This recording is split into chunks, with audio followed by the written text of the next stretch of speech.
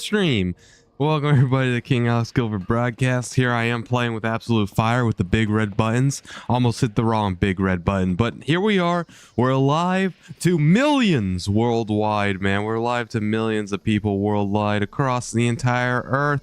Everybody is here to see my World of Warcraft gameplay, my soothing, eloquent, deep voice, and of course my natural good looks.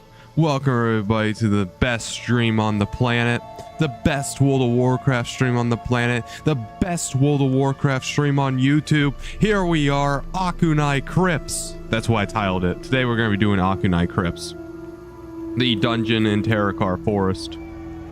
And then after that, we'll probably continue questing Nagrand. We'll probably continue questing Nagrand right after that. And we might actually even do Sethekk halls. I'm not entirely positive on if we're going to do Sethekk halls or not, right? That's a toss-up. We'll see. But I'm feeling like we can do at least Auchenai Crypts since those have the quests. Until then, let's just group invite some people. You know, let's have a druid, and we'll get a shaman, and I don't know, warlock looks pretty good. All right, Auchenai Crypts. Perfect. Okay, now then, I need to go to Terokkar Forest. Looking for more. Hold on. Looking for more. Tank only Auchenai Crypts. How do I spell Auchenai Crypts? Holy crap, how the crap do you spell that? Auchenai Crypts. That's good enough, sure. Okay.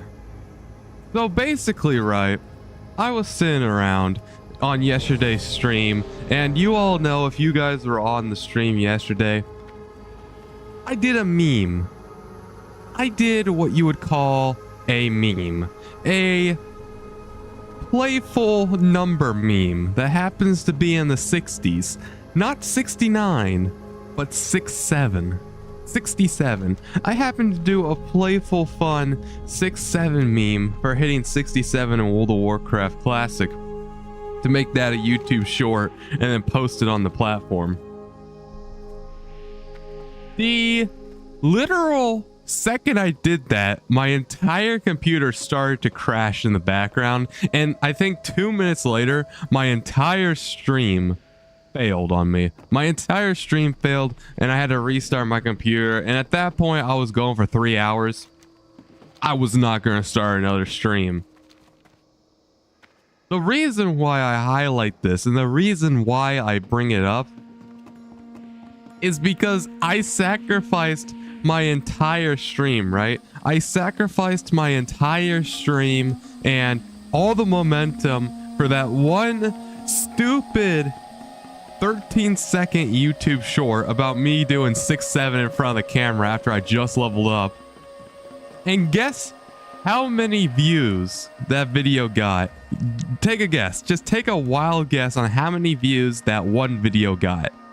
That one video received only like 1,000 views, which is completely fine. Like the swipe ratio and everything was fine. I'm not angry about the 1,000 views. I mean, I would like a little bit more, but I'm not angry. But the thing that was so disappointing was that video received, I think, 16 or 18 dislikes. I believe that video on my channel is the most disliked video on my entire channel. That 6-7 YouTube short video that I did.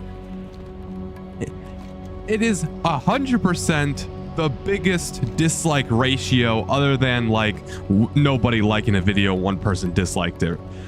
Like the ratio is crazy. I think 3 people ended up liking the YouTube short, and the other 16 or 18 people, they all disliked it. So I sacrificed literally everything, right? I sacrificed my 3-hour stream and all the momentum I was getting and all the hype and everything, and I just sacrificed it for this 17-second YouTube short, right? For this 17-second YouTube short. I know it was 13 seconds, even worse than that. 13-second YouTube short that was a hilarious joke, right? And then everything just collapsed. Now, am I angry about it? Heck no, man. Absolutely not. I mean, it's funny. And I know now the World of Warcraft audience is not memers. You know, we're not here for the memes. No reason to do the silly goober memes as a YouTube short. But yeah, it was honestly crazy how many dislikes. I've never seen a video get that many dislikes before. I mean, it didn't really affect me. I also had a lot of silly goober comments as well. I forgot to say that. There was so many people commenting like, what the crap is this? What is this, bro? And it's just me being an ultra dingus, you know what I mean? Just me being an ultra dingus. Even a doofus, man. It was so funny though. You could tell like I couldn't even hold back my smile. Like I tried to make it serious, right? I tried because I was preparing that YouTube short for like 5 minutes, trying to get the perfect thing. And even while I was sitting there trying to figure all of that out, I could not hold back my smile. Oh man, looks like I got a yawn. So yeah, that is what happened. And that's why the stream just failed. I think I even said it, like, oh no, is my stream crashing? And then immediately after I said that, the whole stream crashed. It is a shame. It is a definite shame. But at the same exact time, what else could you do? You know what I mean? What else is there to do? It's all about learning and adapting. And I also figured out why my stream keeps failing. So, approximately, we'll just say 3 months ago, I was having the same exact problem on my stream, right? Where I would close Chrome tabs out and I would close out browsers, and randomly my entire stream would just explode. You know, I mean, my whole computer would explode, everything would turn off. And I was wondering to myself, why does this keep happening? So I did what any internet user would do, and I flocked to Reddit, and I asked the Reddit what the goober is going on here. And Reddit told me, like, World of Warcraft Classic has some weird things going on, like some absolutely whackball stuff going on with graphics acceleration in browsers. So if you have graphics acceleration on in your browser settings, it makes it very, very unstable. Or is it unstable? I think it's unstable. It makes it very unstable when you're just using the web and World of Warcraft together. I guess, I don't know, the way it interacts with your graphics card, it makes it confused. So what you need to do is you need to turn off graphics acceleration, and then nothing would break, basically. We're all good. The problem with turning off graphics acceleration is it's like taking the gas pedal off of your truck. In theory, your truck will still go forward when you shift into gear, but it's not going to go very fast. So my browser is basically at a snail's pace now every single time I turn off graphics acceleration. So after I'm done streaming, I have to turn back on graphics acceleration. Sometimes I forget, and sometimes I even forget to leave it back on. So this is all the problems I'm having, and honestly, also, what a goober. Who's this goober, bro?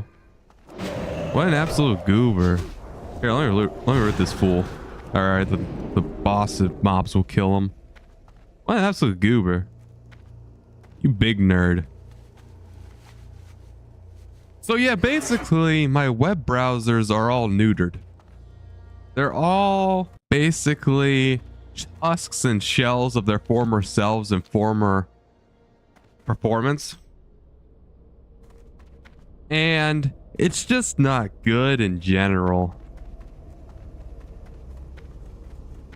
But it's required if I want to have a stable performance, because this happens when I'm not streaming too. It probably happens more often when I'm streaming because like I'm playing the game in 4K, I'm streaming in 1080p, and I have a web browser open in the background. So when I'm streaming, it probably makes it more unstable. But it also happens when I am gaming offline, off stream as well. Not as much, but it does. So I don't really care when I'm gaming if I have this problem because I'm not streaming. But when I'm streaming, I want there to be at least some stability, right? At least the illusion of some type of stability. But yeah, I mean, it's always so annoying because I gotta remember to turn it off and then relaunch it. I don't know if Firefox has the same problem. The problem is I use Chrome to log everything in because Chrome has better security than Firefox or something, or that's what I heard. So I keep my Chrome as my accounts because they have better security than Firefox. I don't know like how much better security they actually have, but I believe them. And also Chrome's a lot more compatible with YouTube for obvious reasons because, you know, Chrome, Google, YouTube, Google, they're going to work together symbiotically. So that is what's going on, but it fixed itself. It fixed itself for, we'll say, 3 months, right? And now it's randomly starting to happen again. So I assume either one of two things happened. A Windows update fixed it and then broke it again. A graphics update fixed it and then something else updated and broke it. Or a World of Warcraft update fixed it and then something else updated and broke it. Because now we're back to having the instabilities. And, you know, I can't be having this problem, man. I want to end stream my own time. Like, in a 3-hour stream, it's fine, I guess, if my stream randomly crashes, because probably nobody's going to go and look at the 3-hour stream and be like, man, I wanted to see a real ending on this 3-hour stream. They're probably like, oh, okay, it's funny. Especially the way I went out in my stream, where I did my 6-7 meme. And then before you know it, I just lose all connections and I crash and burn. I think that was a quick way and a smart way to do it. But yeah, I now know the problem, so I shouldn't have stuff break on me anymore. I still blame ChatGPT. I still blame Gemini. I still blame Claude. I still blame Copilot for vibe coding, right? I still completely 100% blame the vibe coders. But we're fixed now. We are basically back to stable. Even though my web browser's slow as a turtle, we're chilling. We're swagging out even. Now, I don't really know what else to do. I'm interested because normally this is when the analytics and hype train of my streams normally start picking up steam, or at least impressions wise. Normally after I streamed 3 days back to back to back, YouTube will start being like, okay, this guy, he's legit.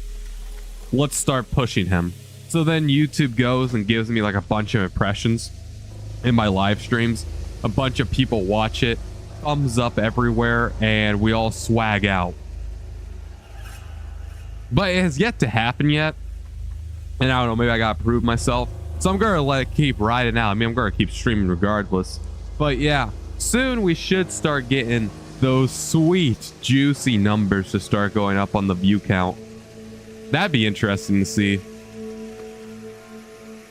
Let the dough start rolling in, yo. Or I guess just the connection, honestly, because the doe's not going to start rolling in for a long while.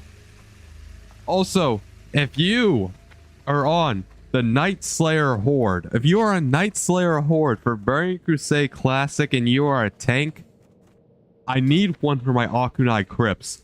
That is all we are waiting for.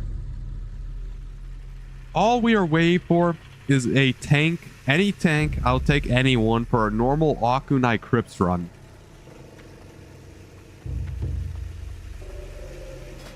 Because I want to do it. I mean, that's what the stream is. I don't want false advertising. Also, are these guys AFK? I think we're going to go in for the kill here. 2 level 70s. Both of them are AFK. I think we can go in for the kill. I'm going to go in for the kill and try to kill them, both of them. Oh. Okay, jump. No, no, no. Oh, saved. Saved. 154 health. Saved. No.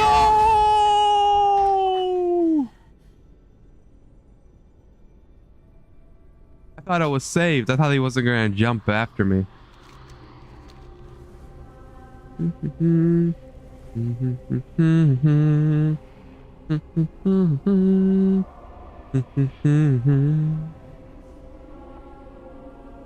I have something to do at 4, so this stream isn't going to be that long.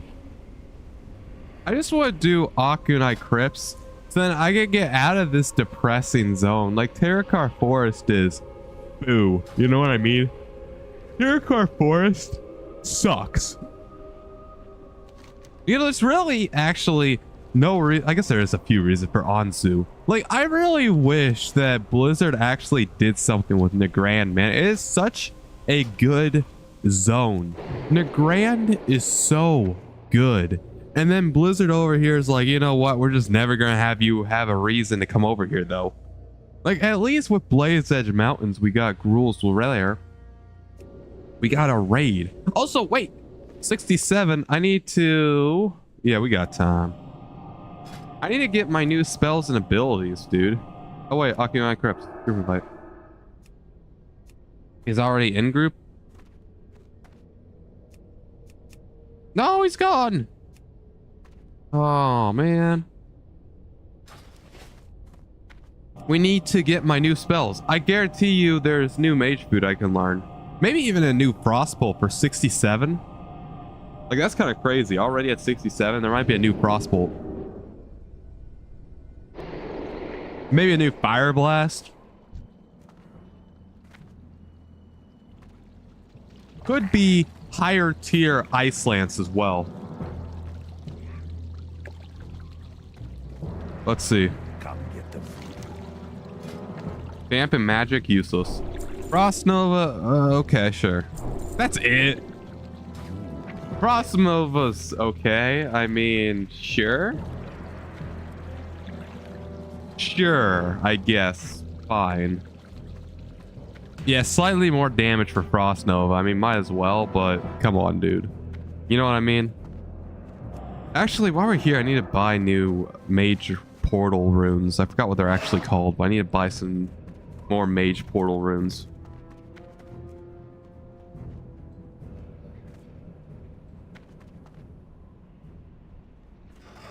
Okay. Somewhere we should have... Perfect. I'll take... well, actually, I can take 20, right? Can I? Yeah, I'll take 20. Beautiful. Those are becoming cheaper and cheaper now that we got Burning Crusade money. I'm excited to use my Void Feather Dragonhawk. Like, we literally got a free mount. That just saves us so much money. Like, actually. Like, that is a crazy amount of money that we literally just saved. Okay. Looking for more.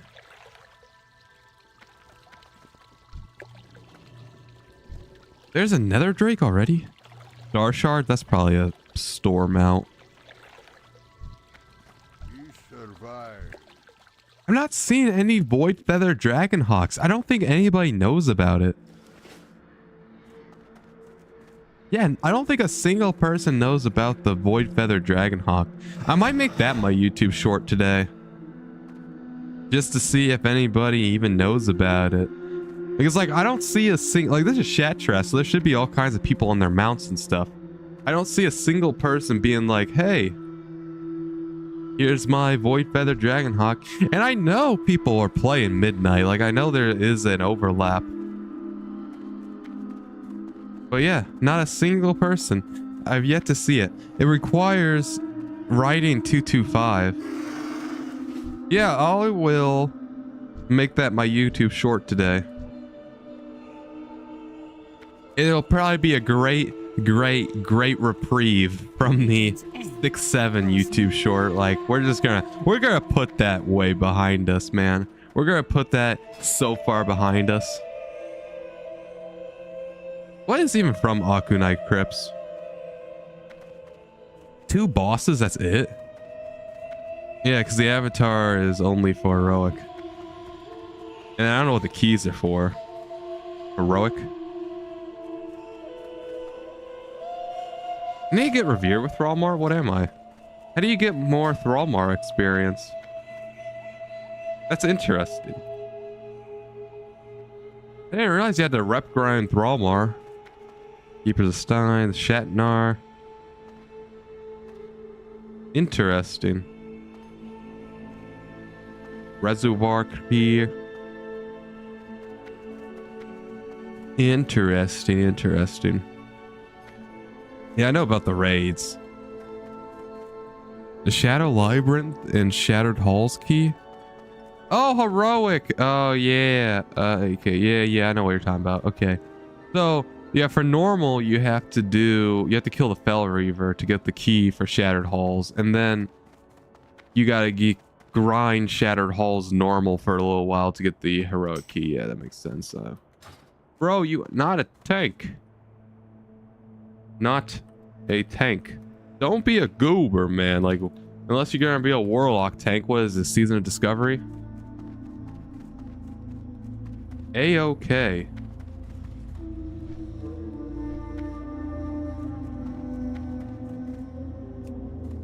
Bum bum bum bum bum. Seriously though, why is it so hard to find a tank in this game? We're just waiting. I guess I could talk about my upcoming plans, because I've actually been doing pretty well. I guess I haven't went to the gym recently, but now I'm building up that streaming muscle again. So that's pretty nice. Like I've been streaming. This is my 4th day of streaming every single day for at least 2 hours, I think, right? So I'm building up that streaming muscle again. The only thing I am sort of not stoked about is once I go back to the gym. I haven't went to the gym for a while because I have low ferritin because I donate at the Red Cross, right? And when you donate at the Red Cross, they check your blood supply for all kinds of goodies, right? To make sure your blood is adequate to donate to somebody that's actively dying in the hospital. All good things, right? So I donate to the Red Cross every, I think, 56 days or whatever. Like basically whatever the limit is. Like whatever the FDA limit is, I do that at the Red Cross. And each time you donate, apparently your ferritin levels get a little bit lower. And ferritin is your iron storage, for those of you who do not know. And your iron storage keeps you awake, you know? Like if you have a lot of iron, it keeps you awake, it keeps you active, it keeps you moving. Now, if you're like me and you have low ferritin, you become fatigued, you become drowsy, you become tired. And that's why after I was done working out, I would get so tired I wouldn't even be able to stream because I don't have that mental energy. Because it takes a lot of energy just to stream, you know what I mean? Like to keep up a conversation while playing a game, it's mentally stimulating, so it's a lot of work. Now, what happened was I was actually high ferritin. I learned that when I did my first blood donation, which actually incentivized me to do other blood donations because they were like, hey, you got a lot of ferritin, man. You got too much. You should donate to bring it down. So I was like, okay. So I donated blood at the Red Cross for I think 2 years now. I've been donating blood at the Red Cross for 2 years. I have donated 9 times, amassed a whole gallon of blood. A whole gallon of blood has been donated to people in need. Now, that would be all fine and dandy, except the problem is I did it at the detriment to myself. Because if you are aged 16 to 19, the FDA requires all blood banks to test the blood stores for your ferritin level, which is your iron stores, because I guess 16 to 19-year-olds are really more susceptible and really more sensitive to lower ferritin. So they've been doing that every single time, right? Every single time I donate, the Red Cross tests my ferritin levels. And my most recent donation was so low that I got a letter in the mail and the American Red Cross was like, hey, thank you for donating. You're pretty swagger, except we just tested your blood donation. And unfortunately, we have to say you have low ferritin, like extremely low, to the point where we have to defer you from donating for a whole year. So I cannot donate to the American Red Cross for a year now. The year for my donation date. So actually, it's a little bit under a year because I think the letter was about 2 weeks late. So I can't donate at all. I don't think I can donate plasma or platelets either. And I'm low ferritin, and like I said, that brings fatigue, that brings tiredness, that brings drowsiness. All those things are bad, especially when you're doing something as physically demanding as gym, and then going into something as mentally damaging as streaming and thinking about thoughts and playing video games and being on for an additional 2 to 4 hours. So it's all not good, right? It's all not good. So I talked to my doctor. I was like, yo, doc, we got problems here. And then I sent them my paper. And then the paper said, hey, you got low ferritin. You're under like 12 milligrams or something mg/L. And the doctor was just like, yeah, it's all pretty normal. Just go to the store, buy some iron supplements, take that every single day, and we'll do a blood test whenever you come back in August. I'm like, swag out, dude. So I've been taking iron pills to get my iron stores back up. You know, I've been eating some iron pipes as well. I've been grabbing scraps of metal and just digesting that. No, I'm just kidding. But iron pills, yeah, I've been taking those, and hopefully that gets me to be more energetic. So I've been taking time out from the gym, because if you've been watching any of my gym and cardio progress recently, you would notice that I am a lot more fatigued now. I'm a lot more tired. I'm a lot more exhausted after I get done with my intensive cardio. How I'm more out of breath, a lot more sweat. And I think that has to do with my iron stores being low. Like, I have enough iron in my body right now. It's not that I'm anemic. It's that I can't store any extra. So I don't have any extra. So like when I'm sitting down and I'm not doing anything intensive, right? Like when I'm sleeping or I'm just sitting down playing video games, I'm fine, right? I'm chilling. I'm not really using my brain. I'm not really doing anything. I have enough iron in me to circulate and have all my body functions do well. But the second I start doing something aggressive, right? Something that is high intensity, like streaming or like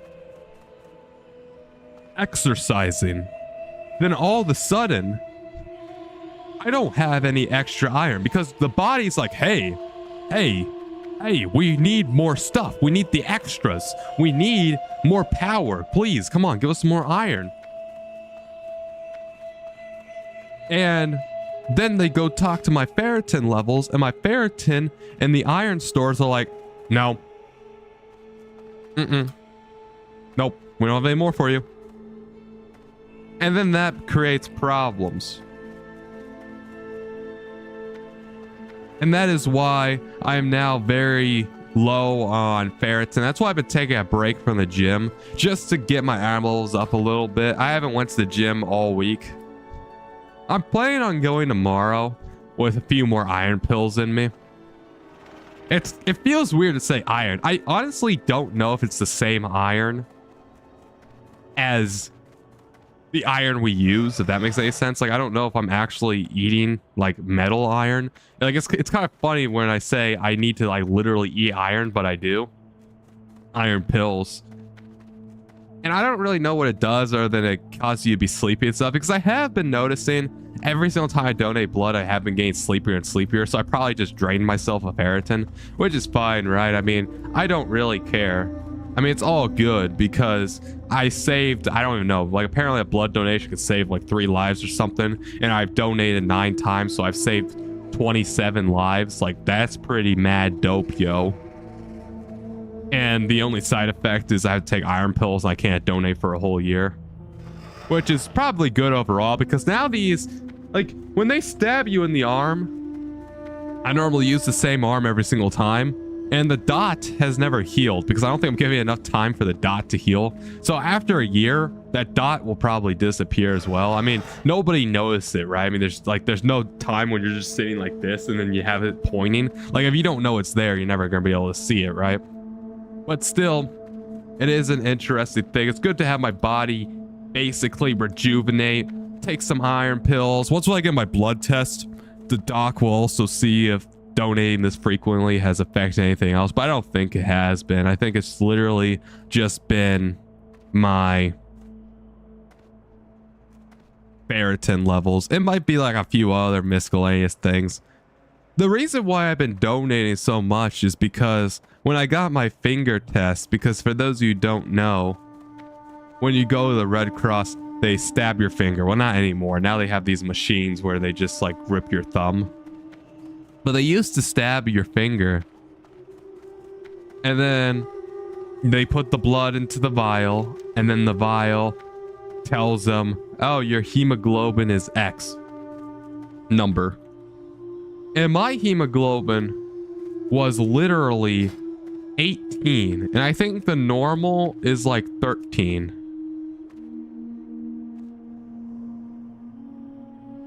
And that's fine. Right? Because like you could have a little bit over, like you're not dying, right? But it's good enough to get it drained. So I started donating because when you donate your hemoglobin, I'll take every for the greens and mining nodes. Okay, hold on. I might have a tank. Are any of you guys miners? Tank wants all mining nodes and greens.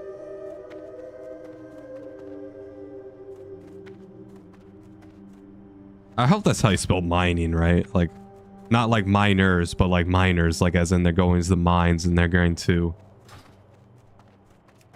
I'm just gonna say okay, because he's level 70, and at the same exact time I've been... Because I would love this dude to invite, because I just need a tank, bro. No, he's gone. Bro, did I just get like punked? Did I just get like absolutely trolled or something? We're so close to getting an Auchenai Crypt group. Like, I didn't realize getting a tank would literally take 45 freaking minutes, bro.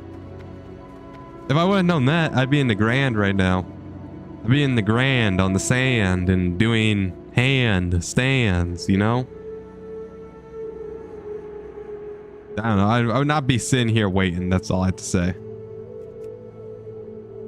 It's fine, though. It's fine. We just gotta wait, you know? Patience is a virtue, you know? Like, I forgot what the rest of that saying goes, but you know what I mean. We eventually it pops up and it pops out. And then we're gambling and we're gaming, you know? We just have to wait. It's like fish, you know, we gotta wait for the tank to come to us. But anyway, back to my hemoglobin thing. So I got stabbed, right?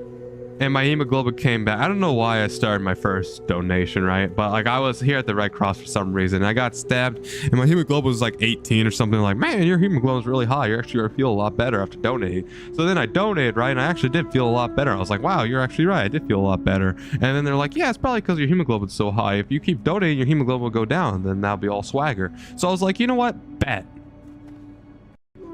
Absolutely bet, man. I want to get some hemoglobin lower. So then I started donating as often as I could to get my hemoglobin low. And slowly but surely, I was down to 18 hemoglobin, then 15, then 13. Well, I think it was 14, then like 13.8, and then 13.5. And then my last one, I think, was 13.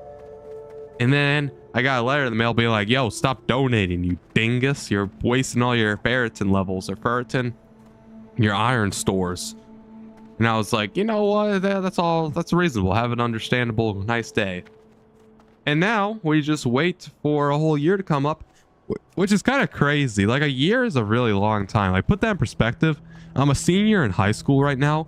The next time I will be able to donate at the Red Cross would be when I am a almost sophomore in college.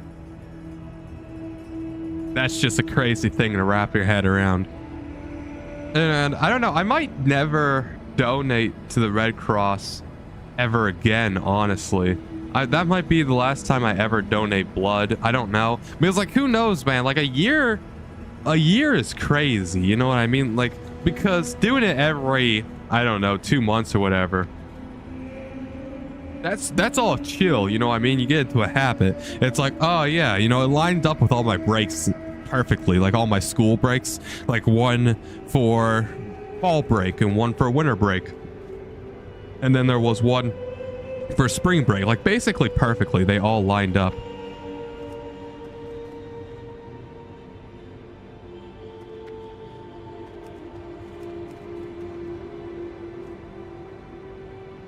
Turns out he...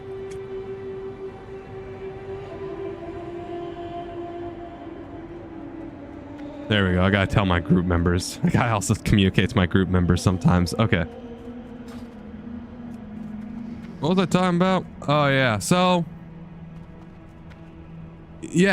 I was donating, right, every 2 months, and it lines up perfectly with my school breaks, you know, where that be fall break, winter break, summer break, or even just like a long 3-day weekend. Like, it worked out perfectly. So I was like, man, nice. I'll just keep doing that. But now that everything's going to get put out of whack because I can't donate for a year, I might never donate as frequently. I don't know, because it's just a chill thing to do. Like, I never noticed, like, when they stab you, right? I don't know, like, this is probably like some type of drug addict speak or something.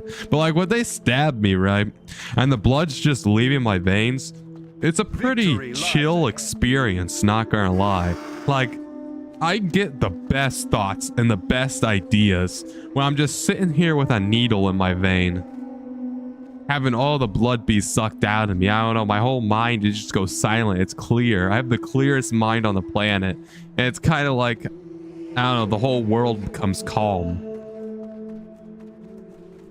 So that's why I've been donating blood, because it's just chill, you know what I mean?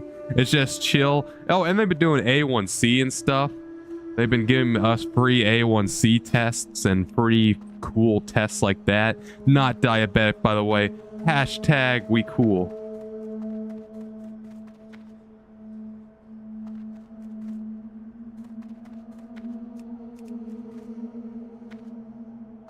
Bum bum bum. But yeah, good old American Red Cross. And I always wondered, because I realized, right, they said you may not donate blood anymore for a year, and then the next sentence literally just said, but you may, however, donate blood for yourself. I have no idea what that means. Like, how the heck do you donate blood for yourself? How does that work? Do you stab yourself in the arm, and then you go over to the other arm and stab yourself in the arm, and then you have a tube where the blood just goes back and forth? Like, I don't know what it means by you may donate blood to yourself. I mean, I'm glad. I'm so glad I can donate blood to myself. Heck yeah, man. But also, what the silly goober is Red Cross smoking? You know what I mean?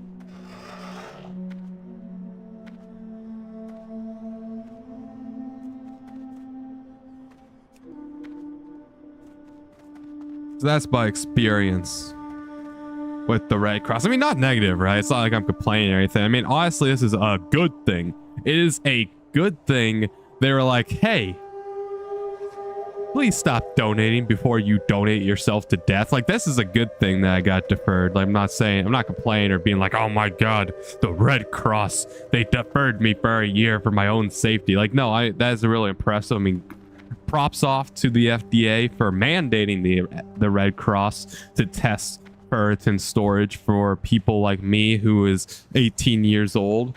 So then I actually knew that my ferritin storage was low. And then hats off to the Red Cross for actually following the FDA mandate. Those are my two fist bump amazing story time things. I don't know what else to say.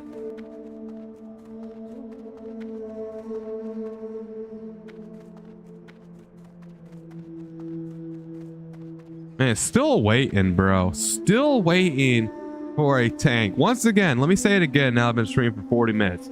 If you are a tank on Night Slayer US Burning Crusade Anniversary, we need a tank. Like, actually. Like, I don't care if you are level 62. I will literally accept you, bro, as a tank. I don't care if you're level 70. Like, we need to get this stream on the road. That's all I'm waiting for. I'm waiting to get this stream on the road here. Because we need to go, you know what I mean? Like, we gotta stop waiting. This is bad for business. That's all I gotta say. This is bad for business.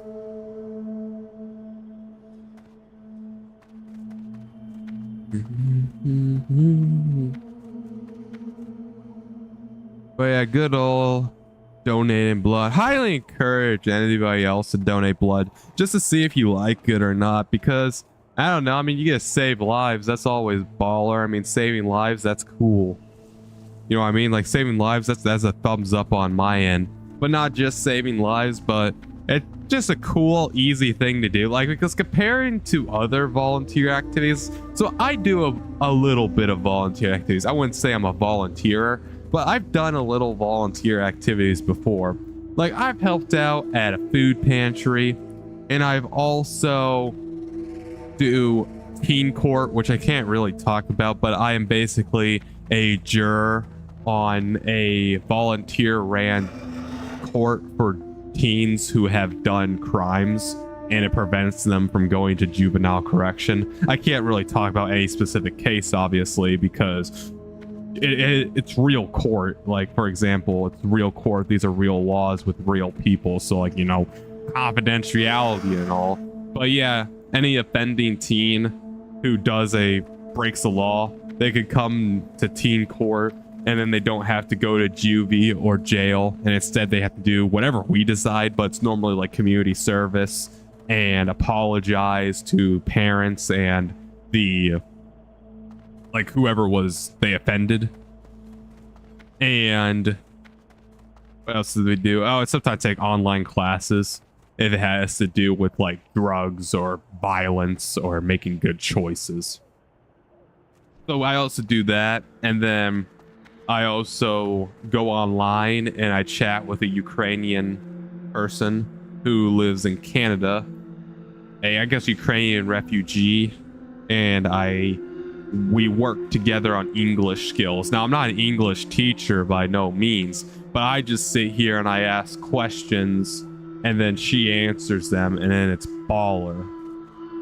You know what I mean? I mean, that's basically all it is. I ask questions, she answers them. It's a good way to help with the English. You know what I mean? Formulate a response in your head and say it out loud. I mean, her English, if I had to rate her English, like, she could communicate extremely. Hey, we got take. She could communicate extremely well. Like, she wouldn't be able, like, if you throw complex words at her, like, sometimes she can't understand me. Like, either because she's not focusing, or because the word I use is too complex because I'm just built like that. So sometimes I do have to reiterate what I said. Hold on, let me say AC. Let's go. We got finally going in. God, what? Why are we running short on time? What the goobarb? What the goobarb? Here, you get an invite. Welcome. It's not gonna get a tank. We can't scare this tank away. There we go. Okay. So yeah, anyway, this Ukraine person that I talked to online, I would rate her English probably like a 9 out of 10, to be honest with you. I mean, she could communicate just fine. She could understand almost every single word. Like, maybe a few times I asked a question and I don't think she fully understood the question, so she answers the question in like a really weird way, like gives me a weird response. I don't like bring it up because I don't know if you're supposed to, but like, I got the information I needed. And then I talked to her for about an hour online, like a Zoom call. And overall, out of everything, blood donating is just like the easiest thing to volunteer as. It's not like manual labor, so it's not like food pantry where you gotta haul around heavy food and move the food over to help people out. It's not manually intensive like that. It's not mentally intensive by thinking about questions to come up with and then yapping to the Ukraine student. It's not professional, really. I mean, you just get stabbed like Teen Court is. Like, it's the easiest volunteering. Oh, and it's quick. I forgot to say that. Yeah, it only lasts for about an hour. The actual needle's only in you for about, I don't know, 5 to 10 minutes. So it's like the easiest way to volunteer and donate and be swagger ever, to be honest with you. Like, I think it's like one of the easiest things to do. I guess like the other easiest thing to do is like give a charity like $100 or something. Like, that's really easy to do. But that's like incentives, right? You actually lose stuff for that. Like Red Cross, you lose blood, but that's fine. But like, it's the easiest volunteering thing. Just sit down on a chair, they stab you, extract some blood, feed it to vampires, and then you go and they sell it to the hospital or whatever they do with the blood. I don't even know what the crap they do with my blood. Every once in a while I get an email from them and they're like, hey, thanks for your blood. You a real legend.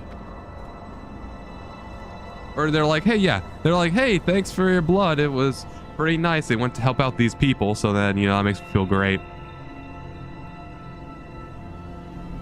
There we go. I had to burp.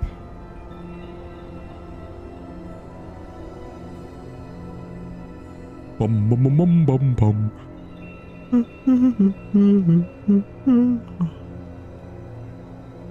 There we go.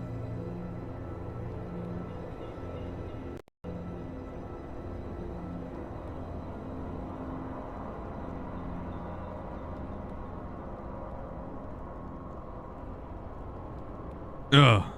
Sorry. My allergies, bro. I'm getting like crazy allergies. Oh, well, I gotta go summon.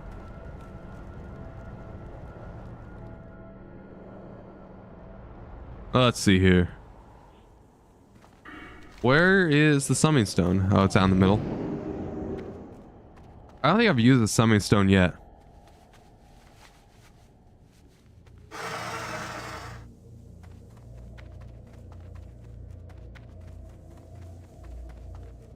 Bum, bum, bum, bum. Yeah, swagger indeed. Yep. Welcome back, by the way, YouTube guy. I still don't really know what to call you, but welcome back to the stream. It does. I mean, I do feel bad that I can't donate anymore. I don't know how much of the conversation you've been listening to, but I've been deferred from the Red Cross. But it's definitely the easiest thing to do. I don't know what your blood service is, your blood bank would be, because I don't know if it's like, for me it's the American Red Cross, but considering they have the word American, I'm not entirely positive that it's in the Netherlands. But yeah, pretty swagger, pretty nice, you know. Apparently a blood donation can save up to 3 lives. Like, I don't know if it actually saves 3 lives, right? I mean, I have a feeling that's more of like a marketing ploy, but I know, you know, at least you save some life, you know, because blood is really important, and you got to think about all the people in the hospital that are constantly using blood and they need blood transfusions. And yeah, what am I doing with the blood, right? I mean, the blood's literally just sitting around in me. I might as well donate some of it.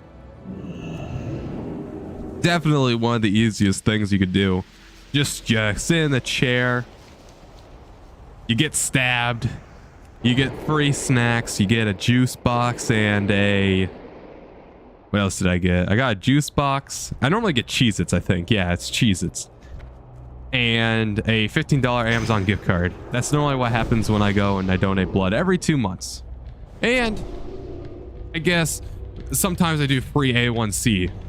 A free A1C check to see if you're diabetic or not, which I'm not, which is amazing because being diabetic would suck. And finally, we could start this dungeon, which is crazy. I mean, I've been sitting around waiting for this dungeon. Like, I've been waiting for a tank. Like, I don't know if you play World of Warcraft or not, but for a dungeon, you know, you have to have a tank, a healer, and 3 DPS. And I have literally been sitting around, right? I've been literally trying to find a tank, which is like the leader of the group, you know, the guy who goes out and tanks the damage. So I've been trying to find like the leader of the pack and the leader of the group for literally this entire stream for 45 minutes or whatever. And we're finally ready to start the dungeon, which will be great. It is Red Cross 2. Maybe I should start doing it. If my memory is right, I have no O negative. Heard it's the universal stuff. Yeah, O negative, very valuable. Mine is A negative. So what I learned actually is, yes, your blood is universal, right? But even then, they would still want somebody with a exact match. Because even though, for example, right, your blood is universal, you're still going to have a better time with A negative blood. Like, for example, let's say somebody gets in a crash, unfortunately, and they're A negative blood. They can take your blood and it will be compatible, but it won't be as compatible as, like, let's say my blood. So, like, to put into gaming's perspective, right, since we're doing a gaming stream, you have the required hardware and then you have the recommended hardware. So you can run World of Warcraft, the Burning Crusade, on a 144p monitor on basically one of those box computers, to be honest with you. But is that recommended? No.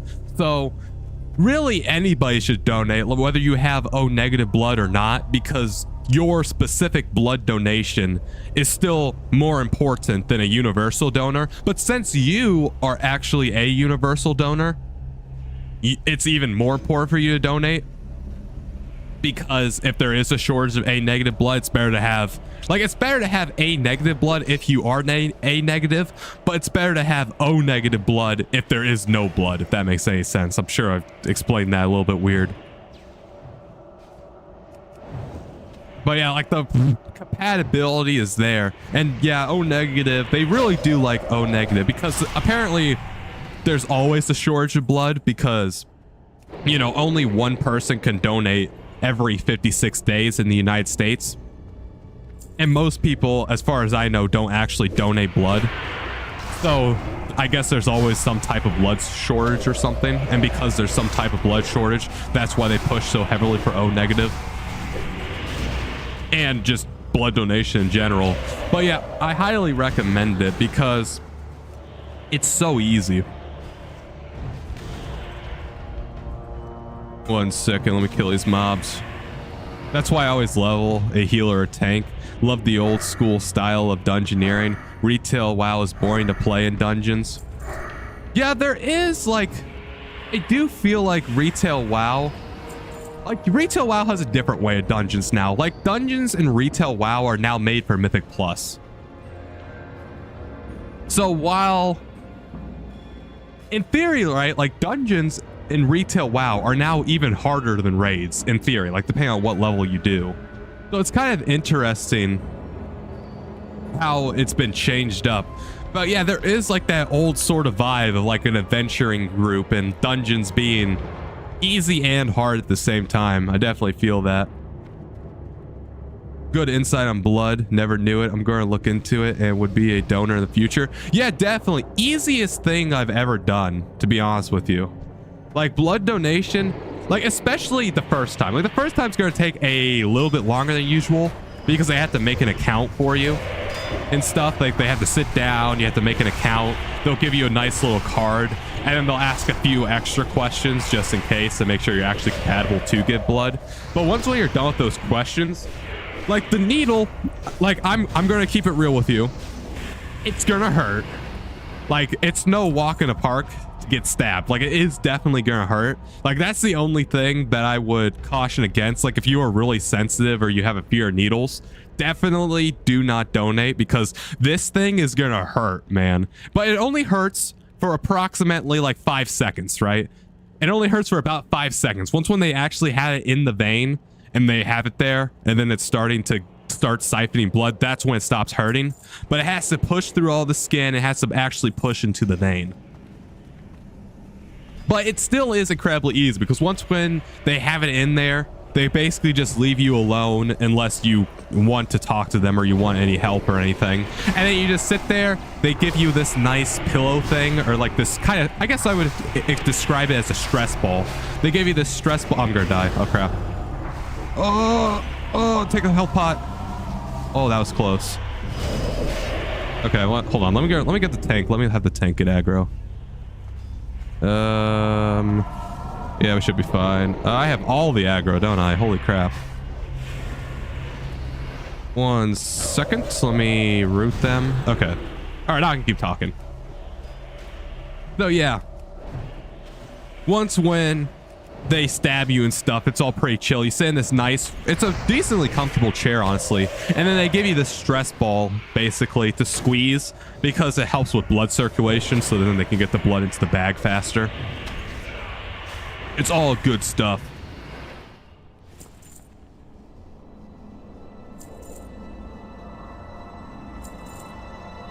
Okay. I gotta vacuum the basement eventually. All right. I won't vacuum the basement right now. Yeah. Your other O negative homies can only receive O negative. Exactly.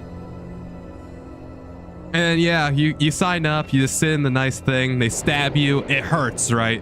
It does hurt. I would probably label the pain. It honestly depends. Like sometimes it hurts more than other times. It probably just depends on where your vein is and how you're feeling that day. But I would probably label the pain like a 6 to an 8 out of 10, but it's only for about 5 seconds.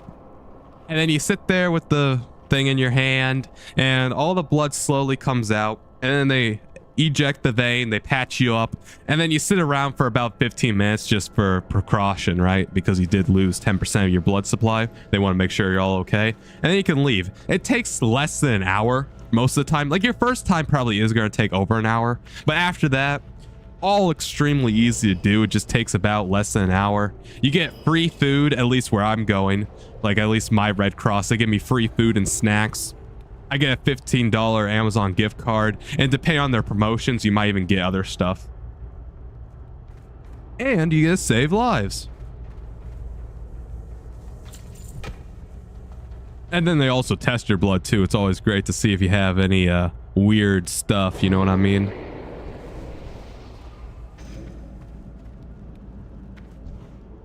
And the thing that I think is really cool about donating at the Red Cross is, like I said, I've donated up to a gallon of blood now. I've done 9 donations. Each donation I think is a pint, and 8 pints in a gallon.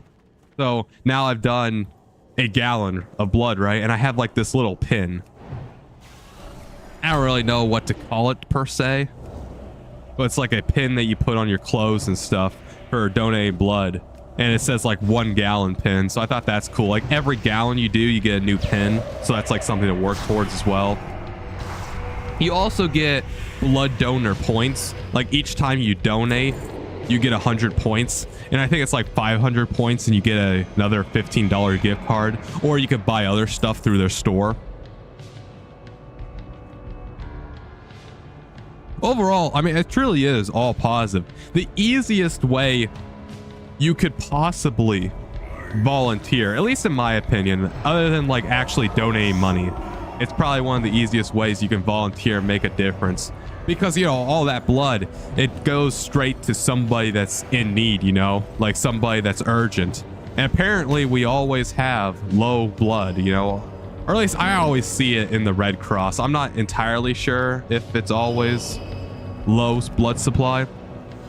And I don't know how it is in other countries, right? Like America's a massive country. Maybe that's why the American Red Cross always advertises it as low here, because there's so many people here.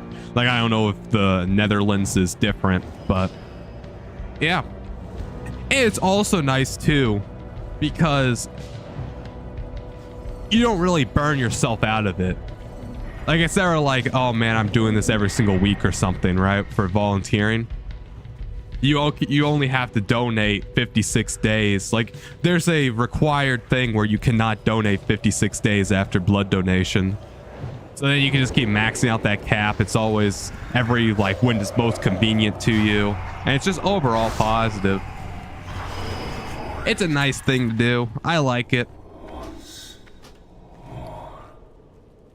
I just can't do it anymore because I guess I did make myself anemic. I don't know what it's called, because I donated too often to the point where my ferritin storage was low. So apparently what you were supposed to do is, if you donate so often, like within like the 56 days, like if you donate every single time you're eligible, you have to take an iron supplement.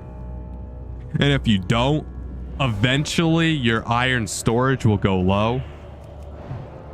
So like, I'm not anemic, but like, I don't have any extra iron. Like, it's hard to explain like what it truly is. Not entirely positive. But yeah, if you donate periodically, you don't have to worry about that. Definitely is really easy. The American Red Cross makes it really easy to sign up. And the great thing about blood drives are, right, you know, even if you don't live in like a big city, there's always people around. Little bit AFK sometimes here, working at the same time on a boat. Working on a boat.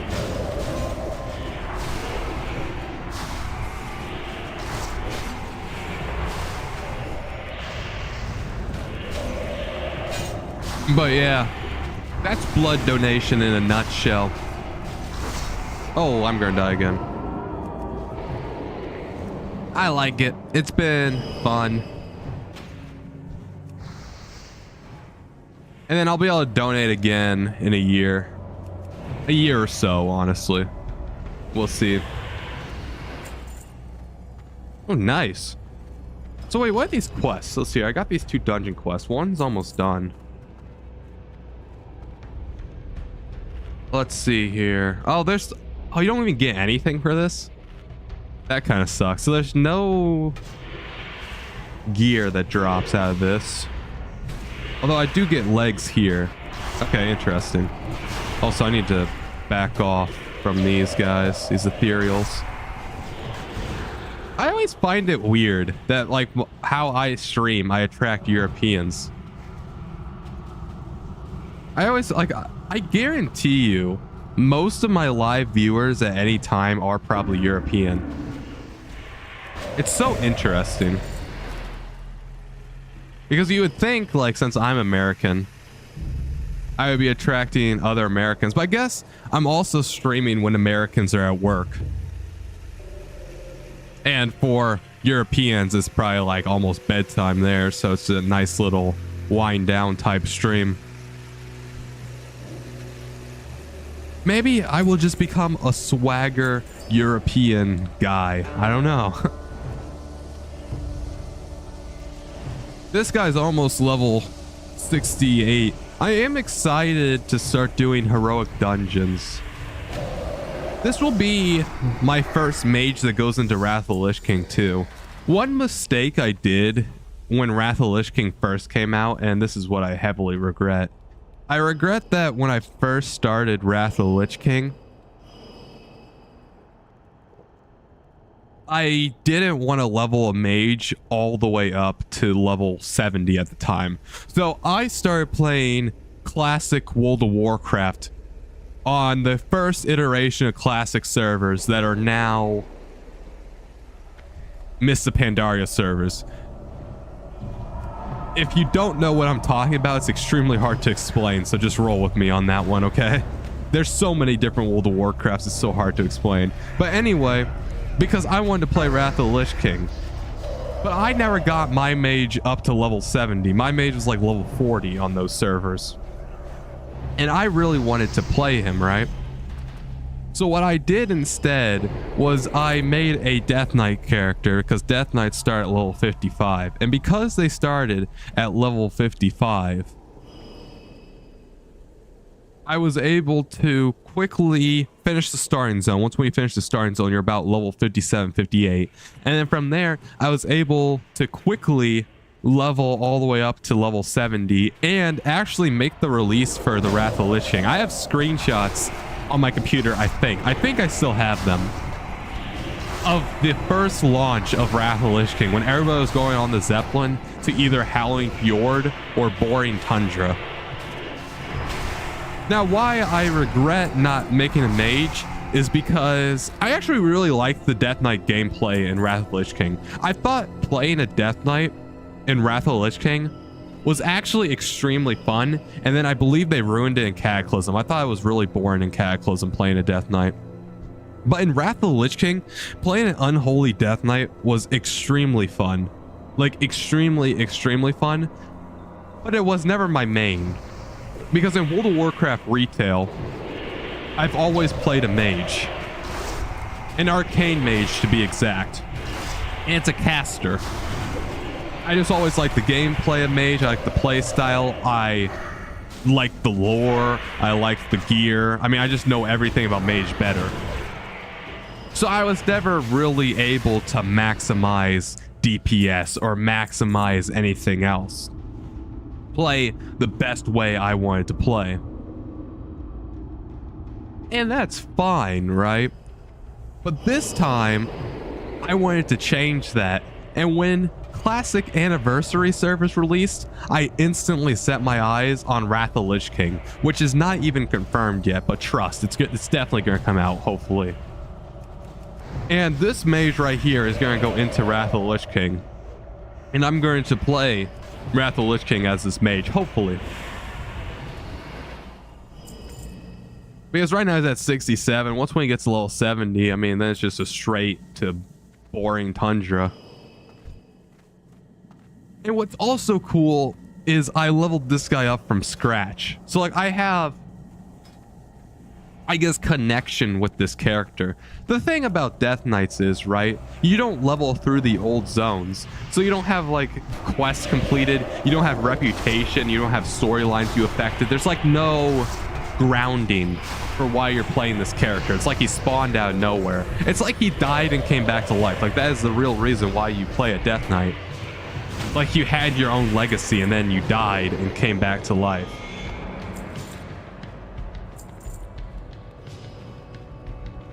Oh, this is a nice beat.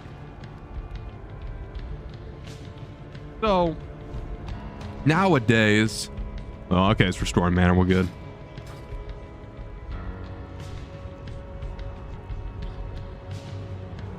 So now, right, I leveled through Classic on this character. I'm going to level through the Burning Crusade. I'm going to do Burning Crusade endgame content. I did a little bit of Classic endgame content, but by the time I hit level 60, I think Burning Crusade releases in a month. Like now, I should be really fine. I'm hoping I could take down Illidan. I'm not entirely sure about kill Jaden. I'll see how it goes, right? I'm not entirely sure if I'm going to kill Jaden or not, but I definitely want to kill at least Illidan.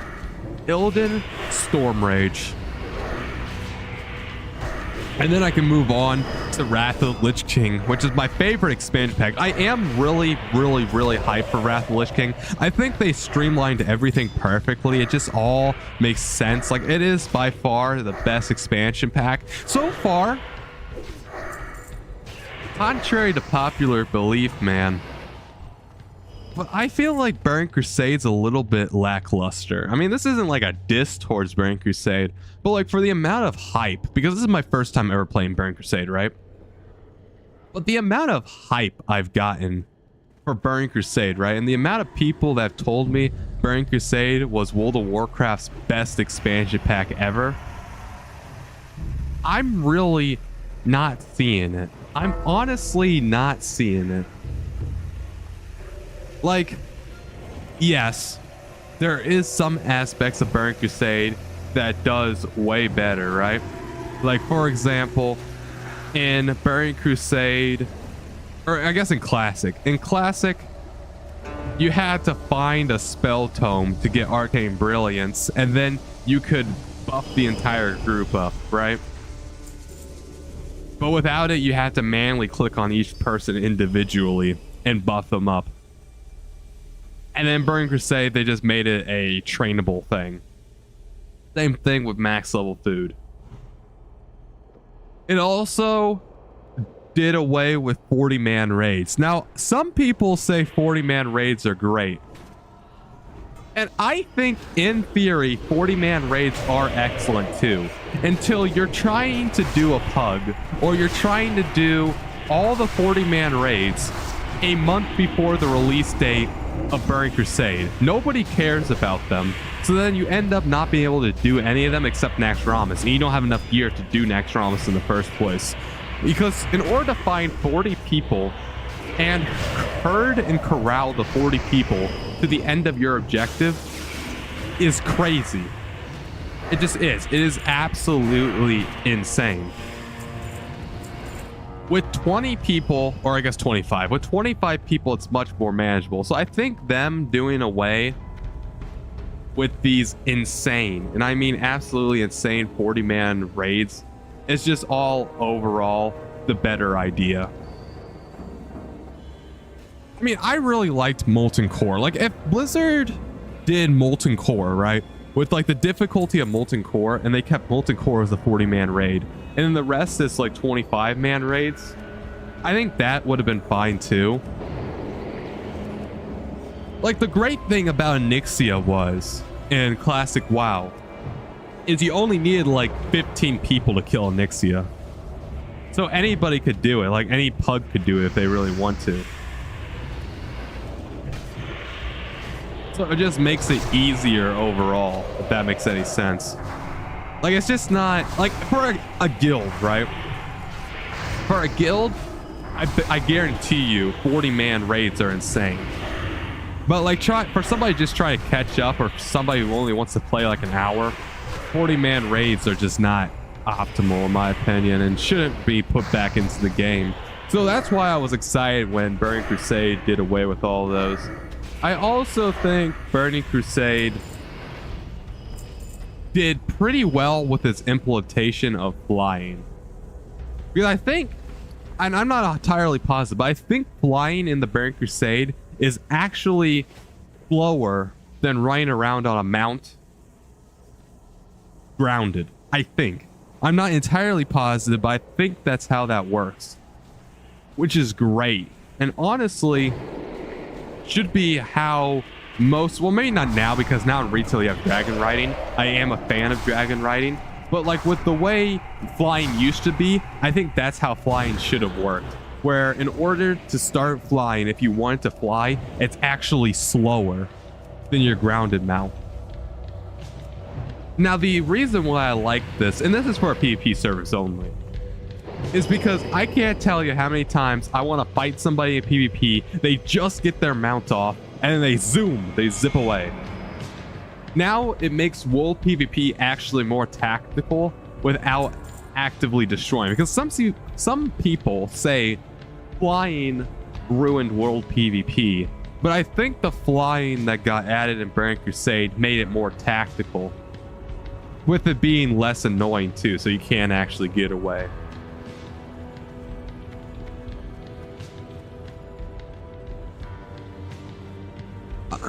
I also think when they condense the dungeons, like Burning Crusade condensed every single dungeon. There's no mega dungeon in Burning Crusade.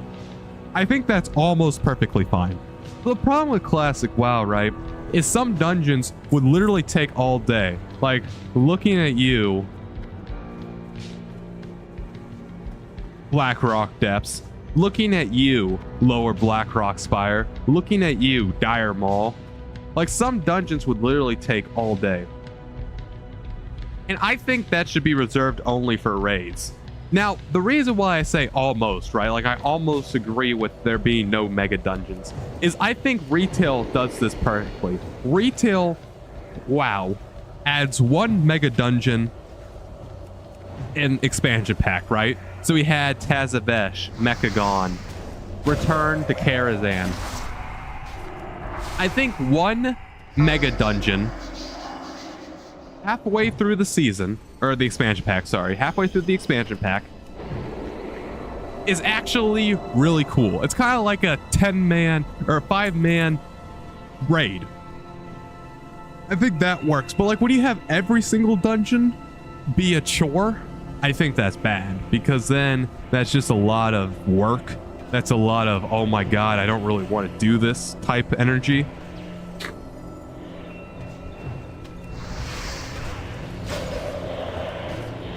Because now dungeons are only about, I don't know, 2 hours at most.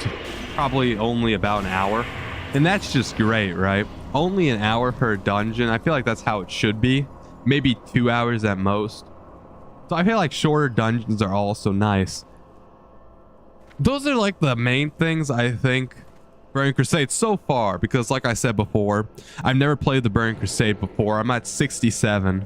I need to get up to level 70, so we'll see. I'm not entirely done with Burning Crusade yet. I gotta get to the end game content, see if it does anything else better. But overall, I would say Burning Crusade does all this really well, but it also does stuff not that well. And this stuff that it does not well, actually, in my opinion, makes it kind of falter in my eyes with the expectations I had. So first off, I feel like the world of Outland is extremely bland and boring, despite it trying to be unique and curious. So Hellfire Peninsula is one of the best introductions to a zone, one of the best introductions to an expansion pack Blizzard has ever done. It's so simple, yet it just works. You walk through a green portal on the Blasted Lands, and when you get through that green portal, you reach the other side, and you see level 70 elite demons fighting hordes, and I mean hordes of Alliance and Horde NPCs. Commanders, basically. Non-stop fighting, and you have to descend this massive stairwell, and you already know off the bat this whole world, this whole zone is going to be hostile. And I think for the most part the zone does extremely well. There's a few points where I think it falters and it falls into boring category, like the Falcon Watch quests on the Horde side. I think that's when it gets a little bit boring, but like that's the last third of the quests. That's okay. Then all that momentum Hellfire built up with the demons and killing the Burning Crusade and finding Illidan and all that stuff, and the desolate lands and the hard, harsh worlds, it instantly loses all that momentum in Zangarmarsh, in my opinion. The main enemy of Zangarmarsh is Naga. Naga are not new enemies. We've seen Naga on Azeroth. We fought them on Azeroth. We even had a few dungeons about them, I think. They're not a new enemy, and like these Burning Crusade Naga are the same thing. And all they're doing is they're draining the swamp. Like, they're not really doing anything cool. They're not doing anything special. They are, in all purpose and all intended things, basic mobs. Like, in a world that's supposed to be so mysterious, the next zone, you literally only see Naga, and bugs. And I think some of the bugs are cool. But also at the same exact time, we have the most basic mob. And I don't believe there is a single demon in Zangra Marsh that you fight and kill.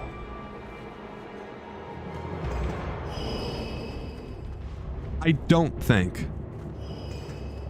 I think the entire zone is literally just killing Naga. You get introduced to the Broken a little bit more from Hellfire Peninsula. I think that's decent. The Broken are cool. But overall, the enemy, like the main bad guy of the zone, just gets so disjointed. Like, when are we gonna fight some demons? You know what I mean? And you go from like a really barren desert to a luscious swamp. And the contrast can work, but I think it's too much of a contrast. Like, if Nagrand came after Hellfire Peninsula, oh, this would have been excellent world building in my opinion. But it didn't. And I'm going to glaze Nagrand because I just got there. And I love Nagrand for so many reasons. So, like I said before, there's no demons, the Naga are boring, and there's a raid there for Lady Vashj'e, but like, what does this have to really do with Burning Crusade? I know the Naga are part of the Illidari, but like, what? You know what I mean? So let's talk about Terokkar Forest, because after that, you're supposed to go Terokkar Forest. You could go to Blade's Edge Mountains, but nobody's doing that. Nobody's going to Blade's Edge Mountains. So everybody's going to Terokkar Forest. Terokkar Forest sucks. And the only redeeming quality of Terokkar Forest is Shattrath City and maybe Aki Dune, depending on how invested you are into Aki Dune. Because Terokkar Forest is gray. Gray, depressing, boring. It lacks any demons. It lacks any Naga. It lacks any real main connection to the story whatsoever. Literally, Terokkar Forest is just fighting the Arakoa for the most part. There is a few Fel Orcs. There are a few Fel Orcs that are just chilling. And there's also a few times where you have to go and kill at Firewing Point. You have to kill those dudes. I forgot what they're called. The Blood Elves. Yeah, Blood Elves. The Blood Elves under Kilthos. Other than that, literally, other than that, there's no demons to kill, and there's no connection to the story. The Arakoa never come back. I would honestly say the Arakoa would be useful and be actually an interesting villain, bird people.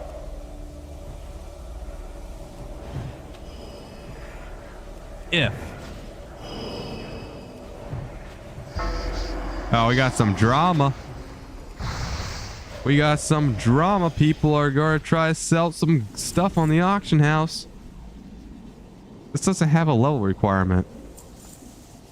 Wait, should I be selling blues on the auction house? Is that even good? Maybe that's like unironically good gear. I don't even know if that's good. We got some drama over here.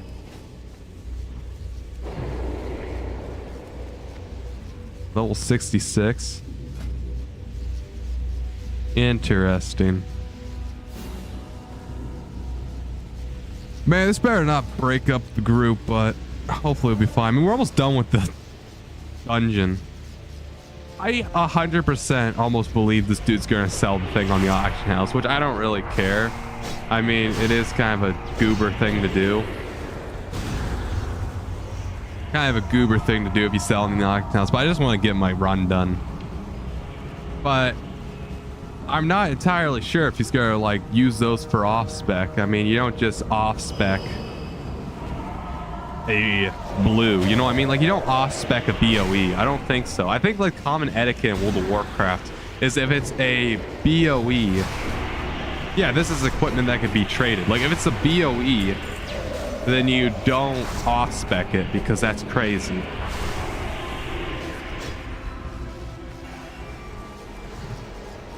Now, if you actually need it for main spec, then you could probably roll on BOE. But for off specking, common etiquette is you don't roll for BOEs because other people could sell for gold on the auction house and nobody needs it.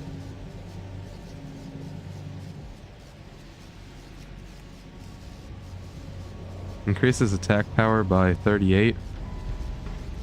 Increases critical strike rating. Yeah, that is what you call an upgrade. It's an upgrade. How much does this stuff sell for? Like, actually, like, are these legs like 1,000,000 gold? I don't want to be your teammate.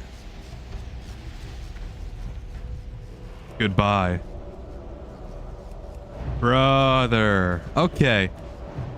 All right, so let's get this whole straight, okay? Both of these people are in the wrong, okay? So we have the rogue who is a little bit annoyed that the druid the druid needed a BOE, okay? So the druid needed a BOE that is for off spec. Common courtesy says you don't do that because common courtesy means you don't off spec that stuff because other people can use it for the auction house. Because if it's your off spec, you actually don't even need it. Find another player. Okay. Well, buy that guy, sure. How much? I thought we were almost done with this dungeon. Are we not? Yeah, we're still pulling. Okay.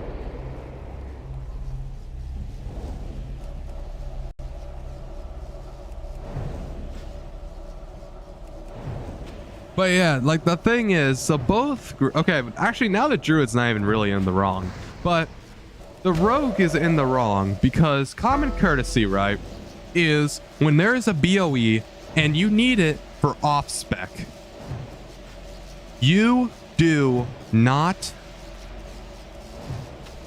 roll on it. That's the common courtesy because it's off spec and most people's off spec is off spec auction house. You know what I'm saying? Like more people could use the gold than playing a different play style. So that's common courtesy. If you need it for main spec, you're allowed to roll on it. But he right now is playing a healer. His off spec would be DPS.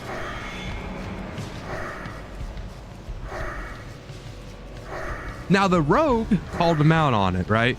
That's a fair thing to call out on. You're like, hey, don't do that. What are you doing? Like, just don't do that. Don't sit around and try to steal my gear that you think you're going to sell on the auction house. The druid says he's not going to sell on the auction house. Okay, whatever. And then the rogue says, I don't want to be your teammate. And then he leaves. That is something you just don't do because it's not just your fate, right? It's not just your hands that you're leaving in the other dude. You also have your 3 other teammates that you're also just throwing the middle finger up to, basically, because now we have to refill. We have to basically refill the ranks from the beginning, unfortunately. We have to refill a new DPS halfway through the dungeon. Like, there should be no reason why the rogue left. Like, I don't want to be your teammate. Like, we could have worked something out. And then the druid said, well, I would have let you guys roll on it if it was that much of an issue. He probably should have brought that up when the rogue was interrogating him. And then that we probably could have rolled and that was it.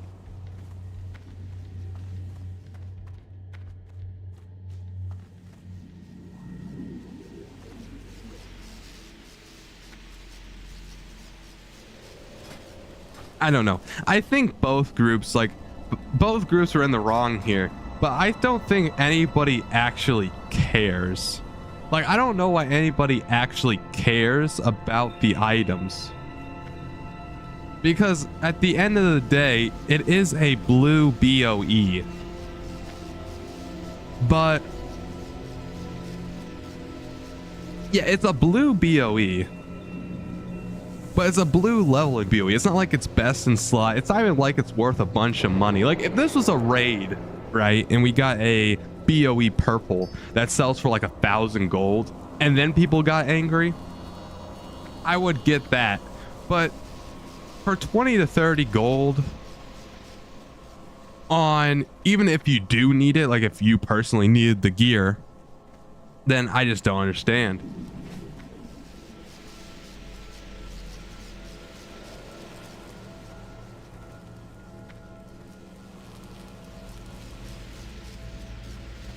It's just now, honestly, it's just a waste of time a little bit. This is the problem. Like, a lot of people say that, was it group loot or is it like personal loot? A lot of people say personal loot killed World of Warcraft, and I would honestly kind of agree with you a little bit here. But if we had personal loot, this would have never happened. Like, I am normally a big proponent on group loot or master loot. I think overall group loot and master loot should still be around. But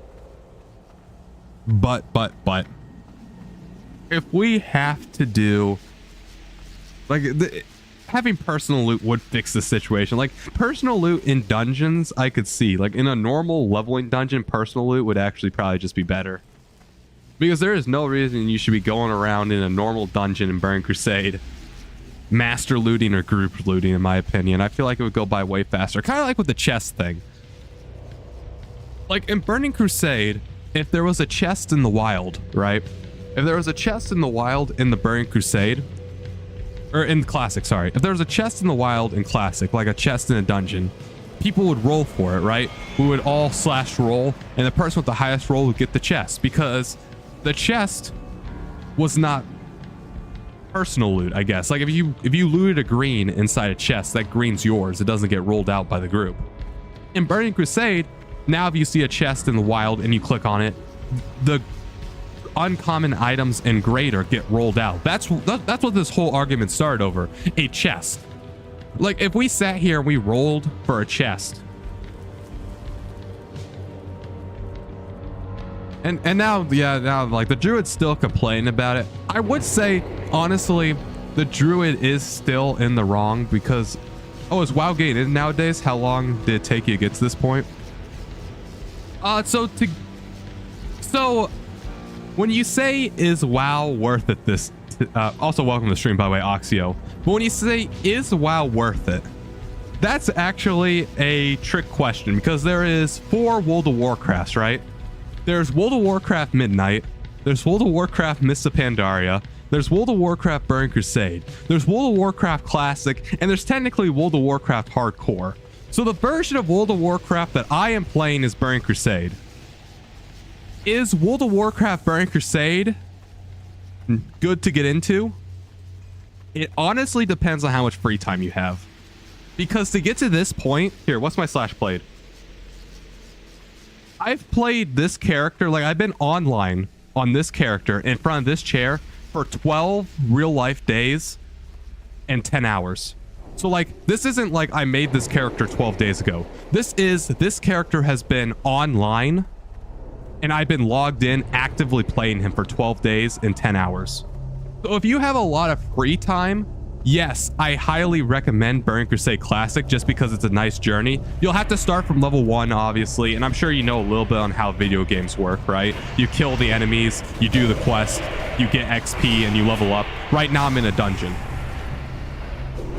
It takes a while to get to level 70, which is the new max level. It'll probably take you, I don't know, if you are a completely new player in World of Warcraft, like I don't know how much of World of Warcraft knowledge you know, but for World of Warcraft Burning Crusade, if you're a completely new player, it'll probably take you about 10 real days, like 10 sitting down in front of your chair days to get to level 60.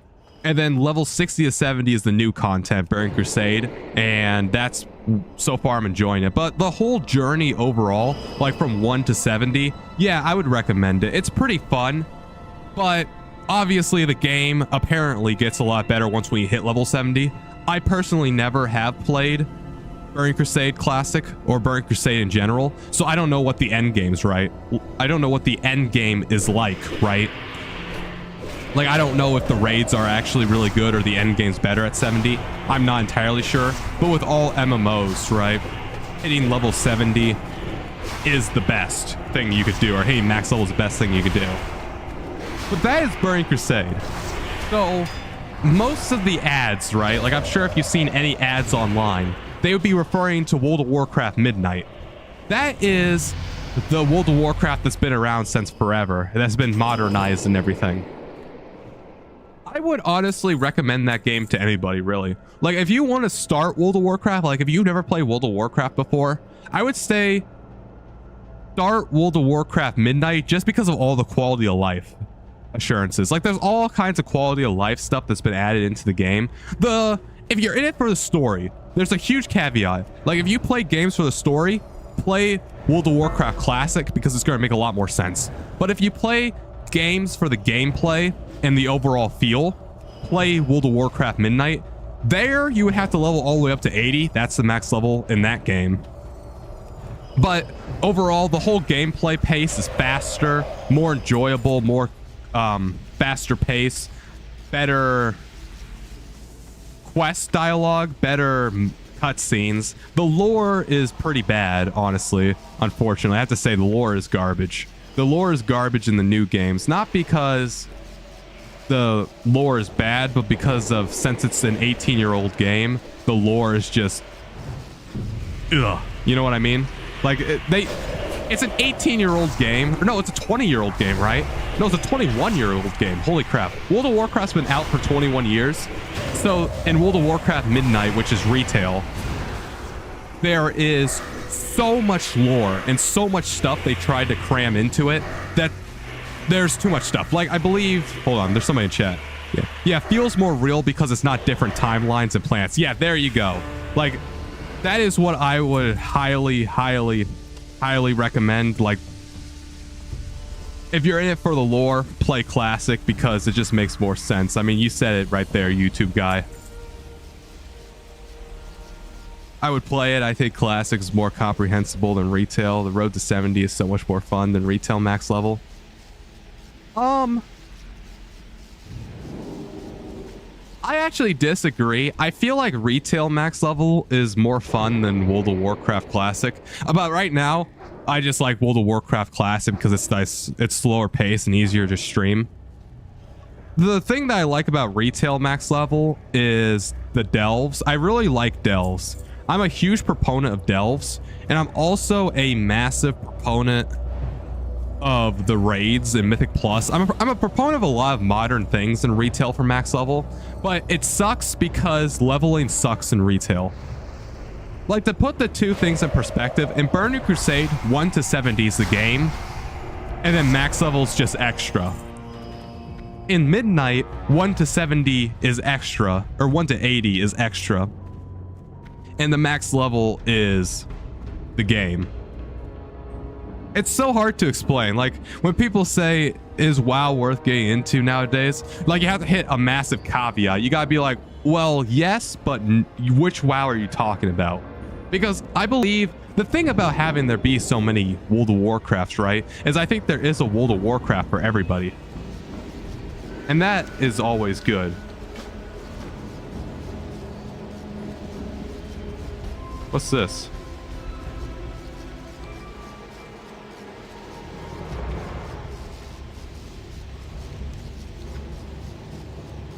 I have no idea what's going on. What's this quest here for? Fantastic. Let's move on, shall we? Sure. I have no idea what this quest is.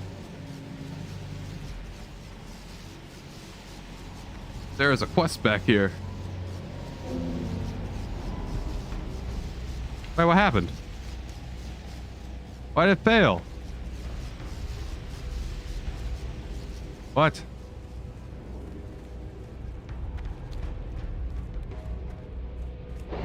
What the crap just happened? I'm so confused.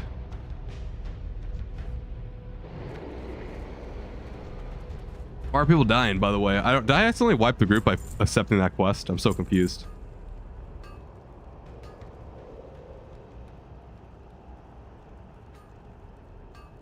Yeah, so if gameplay is what you enjoy, then yeah, I would definitely recommend retail. The only caveat I would say is about probably the first day of gameplay. Like the game doesn't get good until you hit level 80, or at least until you hit the max level content. So, or like the main content. So once when you hit level 70 in retail, that's like the midnight expansion. That's when it starts getting fun. But up until that point, I don't think you would necessarily like it. But then gameplay, it gets a lot faster paced and a lot more fun. So I would recommend, like, if you don't care about lore, probably play retail first. I mean, there is just more quality of life increase. Co-op, actually, if you want co-op, you probably want to do classic. There's more of a community for co-op. For classic, I guess. Like, in classic, other characters would talk to you a lot more. Like, there's more community aspect in classic, but the gameplay is a lot better in retail. It's really hard to... I really hate on how there is so many World of Warcraft versions. Honestly, Mists of Pandaria might be a good middle road for you, actually. You could try playing Mists of Pandaria. That is what you call World of Warcraft Classic progression. And that one is Mists of Pandaria servers. Yeah, actually, I would recommend Mists of Pandaria. That's honestly a good middle ground. Yeah, I would make an account for World of Warcraft Mists of Pandaria and play that one. Because Mists of Pandaria has some pretty nice gameplay, but also it still has that like classic vibe to it. And I think Mists of Pandaria was one of the best expansions Blizzard's ever made. Not the best, but I think it's like one of the better ones. It is almost over, like Mists of Pandaria is almost over. So you might have some more endgame focused players. But I don't know. Yeah, it just makes it so hard to recommend a World of Warcraft when there's so many of them. And it makes it so hard to describe a World of Warcraft when there's so many of them.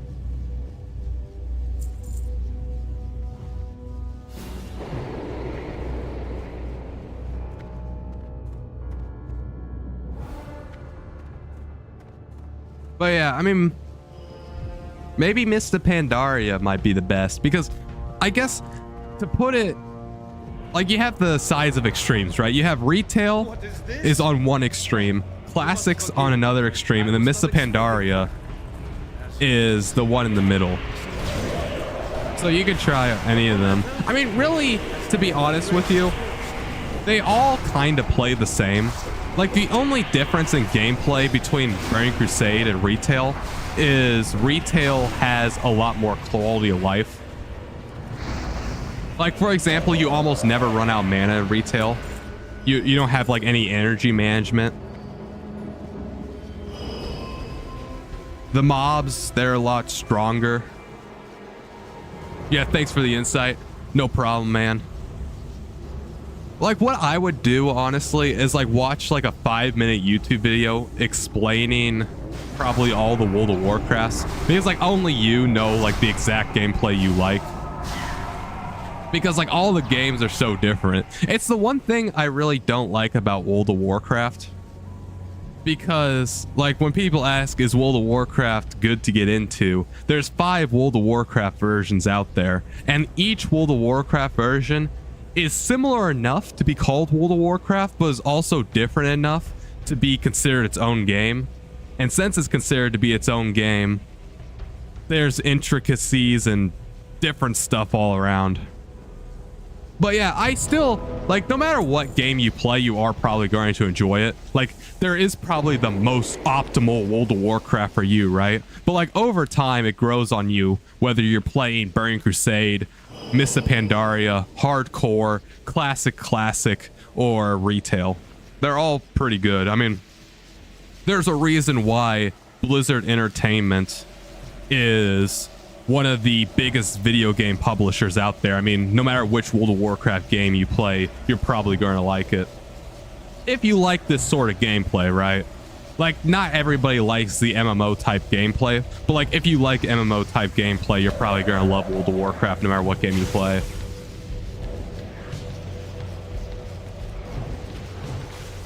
And that's a great thing too, right? Because you said you've been running out of gameplay. The best thing about World of Warcraft is you never run out of gameplay. Like, World of Warcraft never ends. I would say retail does a lot better job of it never ending. Like in Burning Crusade, it's a lot easier to get your best in slot, and then you can, I guess you could make a new character. But in World of Warcraft retail, it's a lot harder to get your best in slot. It's so many, like, I would need like a Venn diagram and a whiteboard to like highlight which versions of World of Warcraft is which. It's just not good for new players, man. Blizzard needs to like condense some of the World of Warcraft somehow. Like, I think it's overall good for the current community to have all these World of Warcrafts, but at the same exact time, it's just so terrible for new players, because then new players are like, oh, I want to play World of Warcraft, and then they log on and they see like 65 million versions of World of Warcraft, and they're like, oh, well, which one? Like, when it was just World of Warcraft or World of Warcraft Classic, I thought that was fine, because like then you can like highlight the two differences. But like now you have World of Warcraft Classic, World of Warcraft Classic Anniversary, World of Warcraft Hardcore, World of Warcraft Hardcore Anniversary. You have World of Warcraft Legion Remix, which is over now, but there was a Legion Remix out. Then you have World of Warcraft Midnight, World of Warcraft Mists of Pandaria, World of Warcraft, I already did Classic Anniversary, so yeah.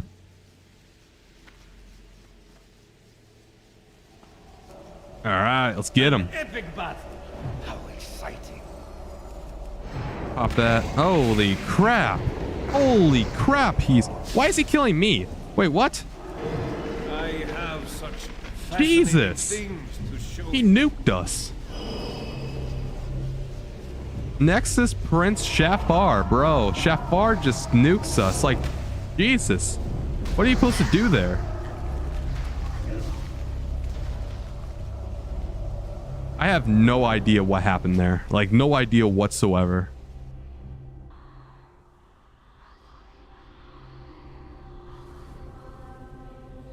Let me just run back.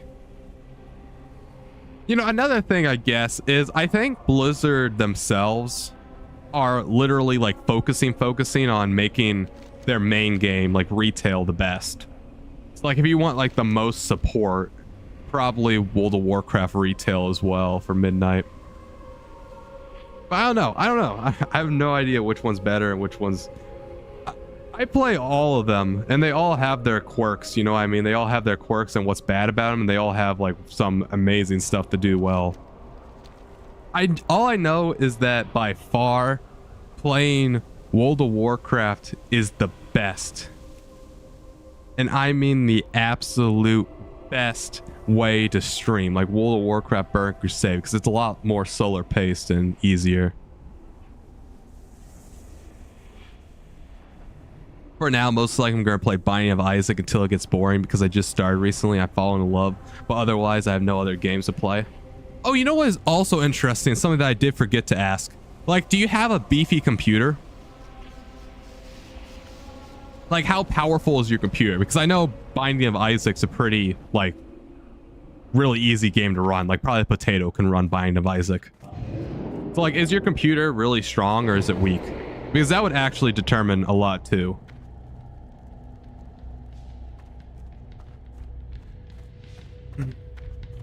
And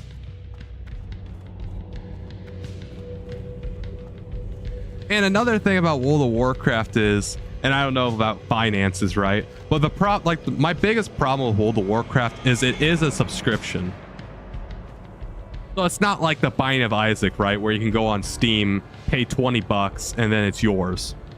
With World of Warcraft, every single month, you'll have to fork over $15. You never really own World of Warcraft. You have to sit down and pay $15 a month for the rest of your life if you want to keep accessing the game. It's the one thing I don't like about World of Warcraft, because, you know, it is a money drain. Like, over time, like, it doesn't seem bad, right? Like, $15 for all of this is definitely way worth it. Like, you get 5 games. You get 5 games for $15 a month. You do have to buy expansions if you're on retail. Like, if you're on retail, you have to buy the newest expansion along with the subscription. But if you're playing like Classic, Burning Crusade Classic, or Mists of Pandaria Classic, those expansions get provided to you for free. But the subscription's definitely worth it. 8 gigabytes of RAM, it's decent. And then I'm assuming you play at 1080p then, since it's only 8 gigabytes of RAM. So yeah, World of Warcraft, your PC would be able to run everything, I think. It might slightly struggle. It may slightly struggle with World of Warcraft retail, because World of Warcraft retail is its most graphically intense game. Like this game right here, your PC would be able to run this at probably like 300 FPS. This does not require this much to run.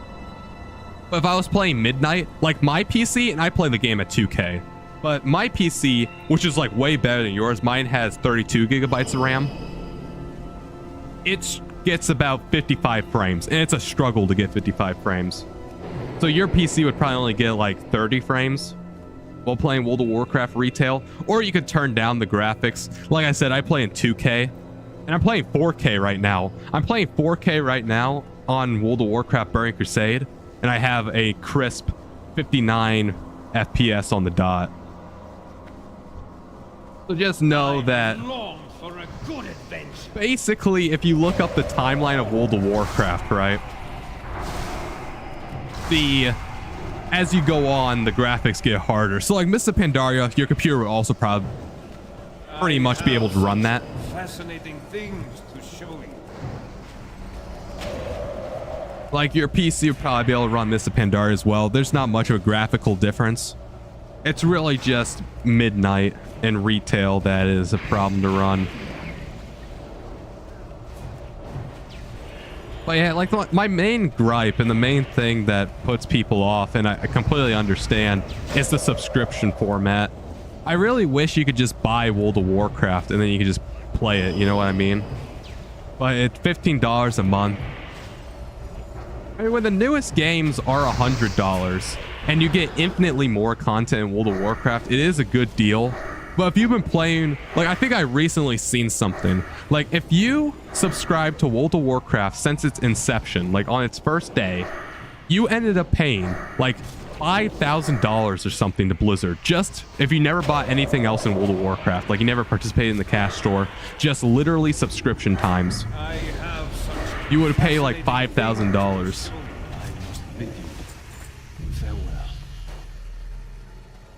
I don't really like the subscription format, but yeah, like for the game itself, like gameplay wise and performance wise, definitely like all the versions are pretty amazing, and it may take a while to get used to playing, right?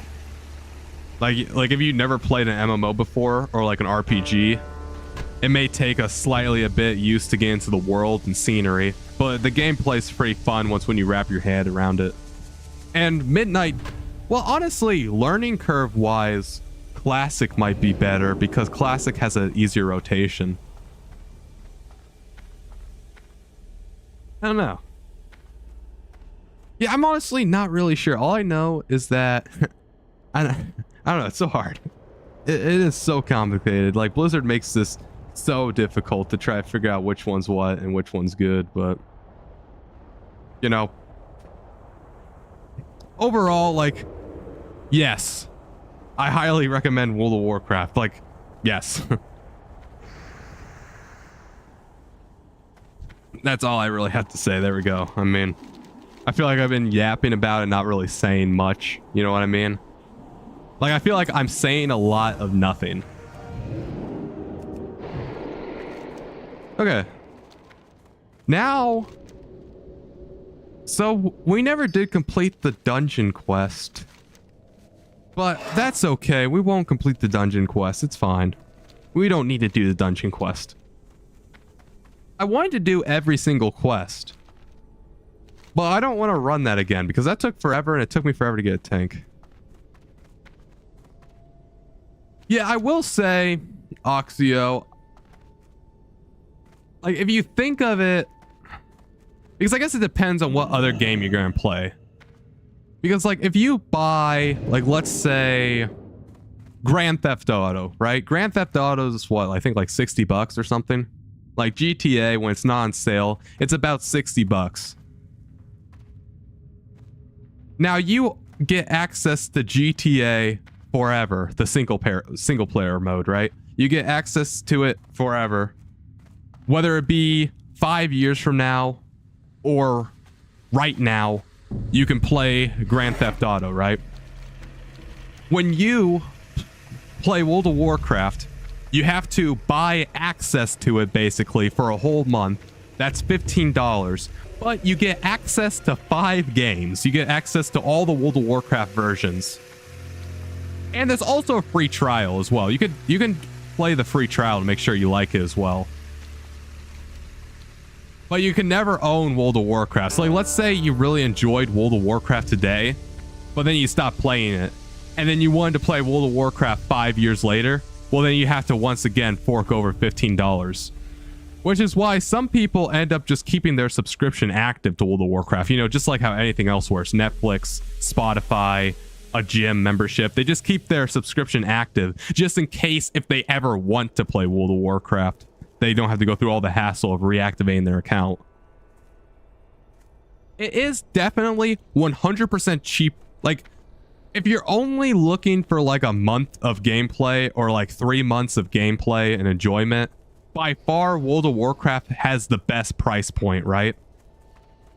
But as we go more and more long term, World of Warcraft slowly starts to get etched out because truly, there's so much stuff you can do in World of Warcraft. Like, World of Warcraft's probably one of the biggest games on the planet. Like, you know how big GTA and Grand Theft Auto 5 is? That's a dwarf compared to World of Warcraft and its entire games and everything you can do in it. Yeah, informative. That's what I was going for. That's good. So yeah, like World of Warcraft is absolutely massive. So I guess it depends on how long you want to play it. And the thing with World of Warcraft is you can definitely honestly get to endgame within a month. In all of them except maybe Classic. And then there's also a free trial. You can play the free trial up to level 20. Which, to be completely honest with you, is pretty poor. But it allows you to get through the starting area. So the free trial allows you to do the starting area, which is like a tutorial. And then it lets you do like one zone of quests. And then once when you get to level 20, you can't level up anymore, I don't think. You have to activate your account. And then you'll be able to actually do stuff in the game and keep leveling. And also, when you have the free trial, you cannot access the auction house. And the auction house is just how it's like the economy in game. It's kind of like the stock market, but in game. That's kind of what the auction house is. And you also cannot send mail, and you also cannot trade with other players. I don't know if you can whisper them or not. I know there used to be a restriction for whispering, and whispering is just like a private conversation, kind of like a DM between another player. There used to be a restriction on that, but I'm not sure anymore.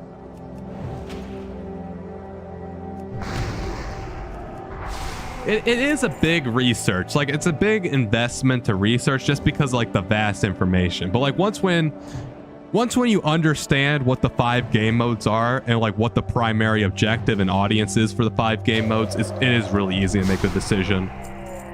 And no matter what game mode you play, it definitely is fun to do.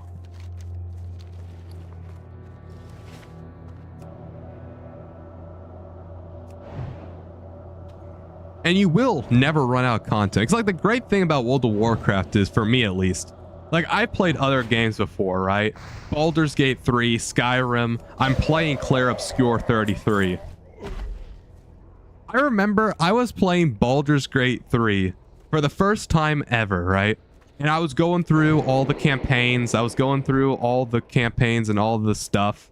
And I made it to the end of Baldur's Gate 3.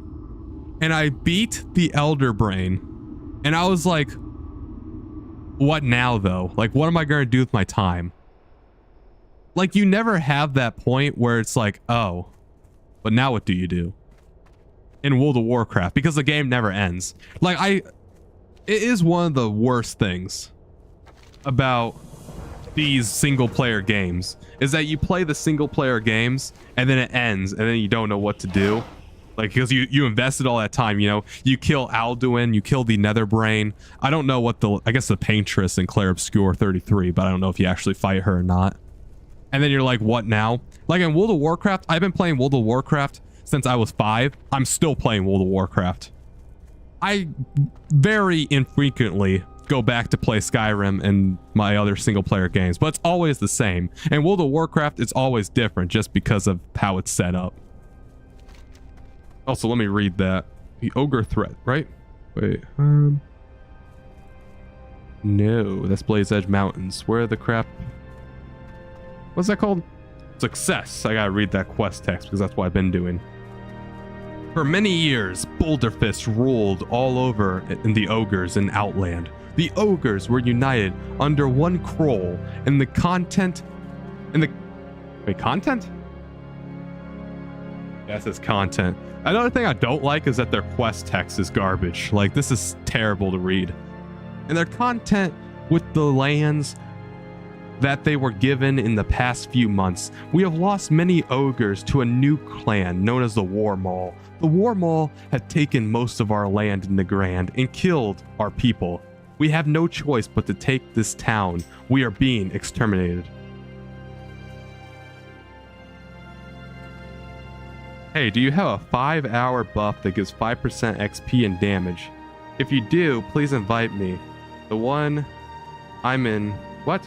Wait, what's he talking about? What? Some dude just whispered me for a 5-hour 5% XP buff. What's he talking about? That's interesting. Kroll has gone missing and the Boulderfist is in turmoil. Lannister of the Blade rules in his absence. Ooh, Lannister of the Blade. I really like Lannister of the Blade. This dude literally just copy and paste everything. Hold on, wait, let me show you this text that this dude's sending me. This is a chat box, by the way, in World of Warcraft. You can barely read it, but there you go. I have no idea what this guy is talking about.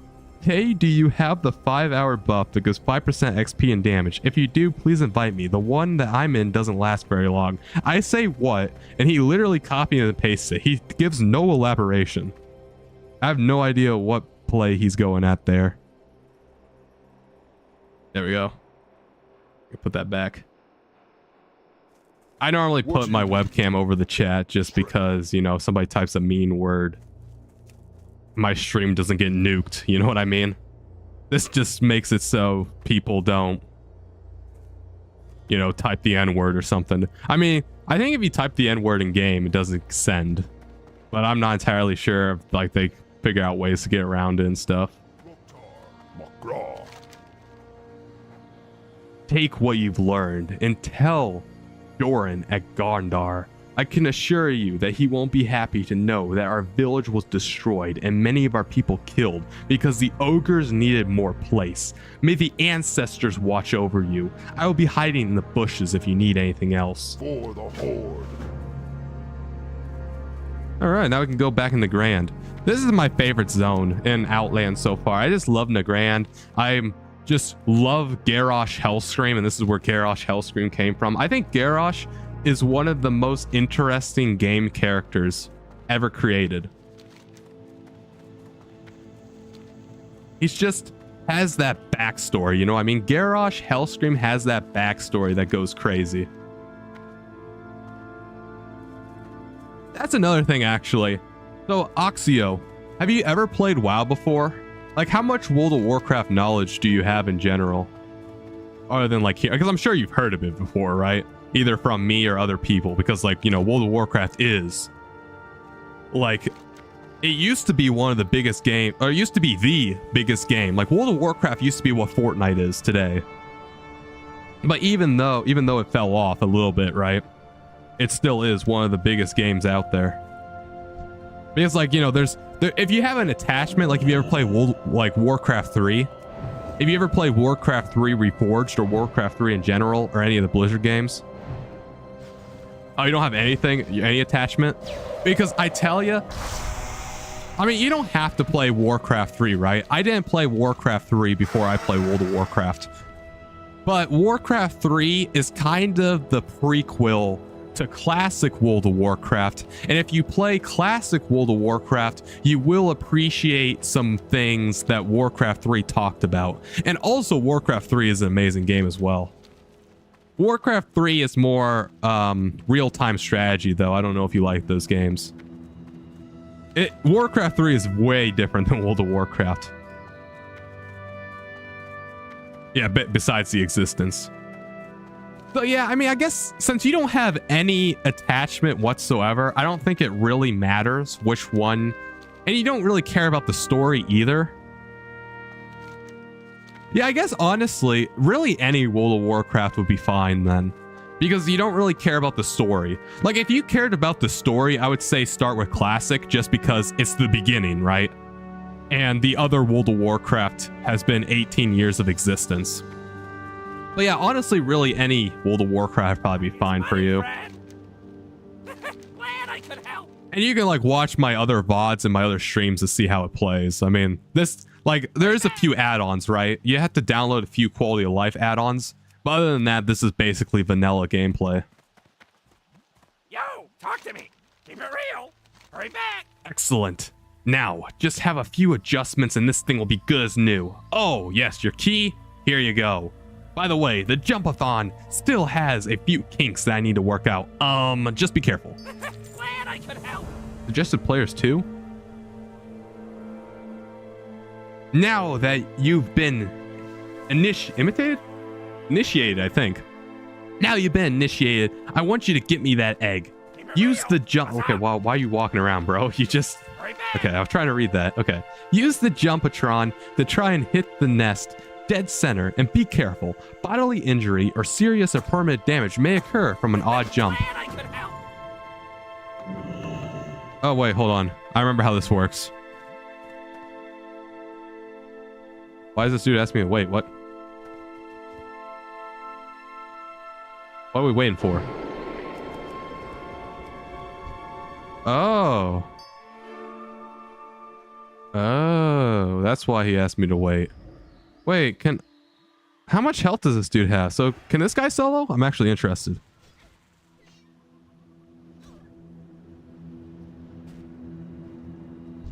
You know, I'm gonna need to get another player. So this is a group quest. This guy's an elite NPC. And I'm just watching this alliance which the alliance is the bad guys, right? For me, I'm playing Horde. There's two factions. And I'm watching the alliance try to solo this bird. And this is a real player, right? And I'm not gonna be able to solo this bird. There is no way. So actually, we'll do that quest later. Well, thanks, alliance. I did not realize the guy was going to be that hard to kill. I'm going to actually go the other way now.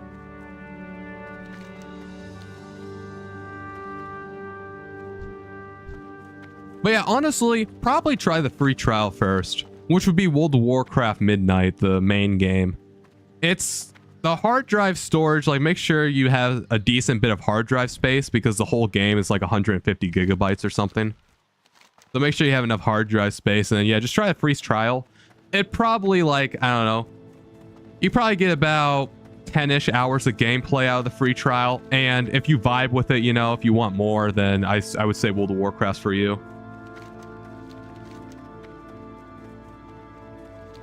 The free trial does a good job of assessing vibes, but it does not do a good job of, like, endgame, because like I said, the main World of Warcraft is all about the endgame.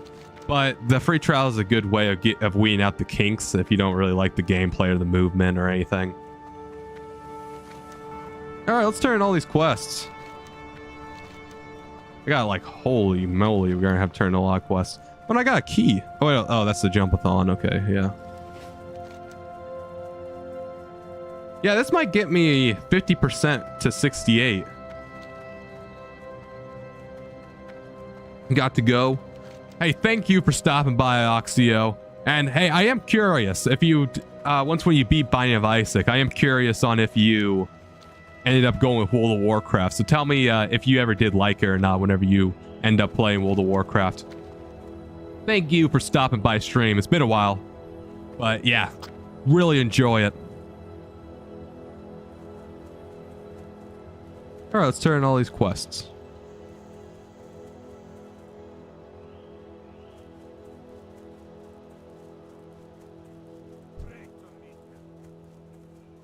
do for you? Be good.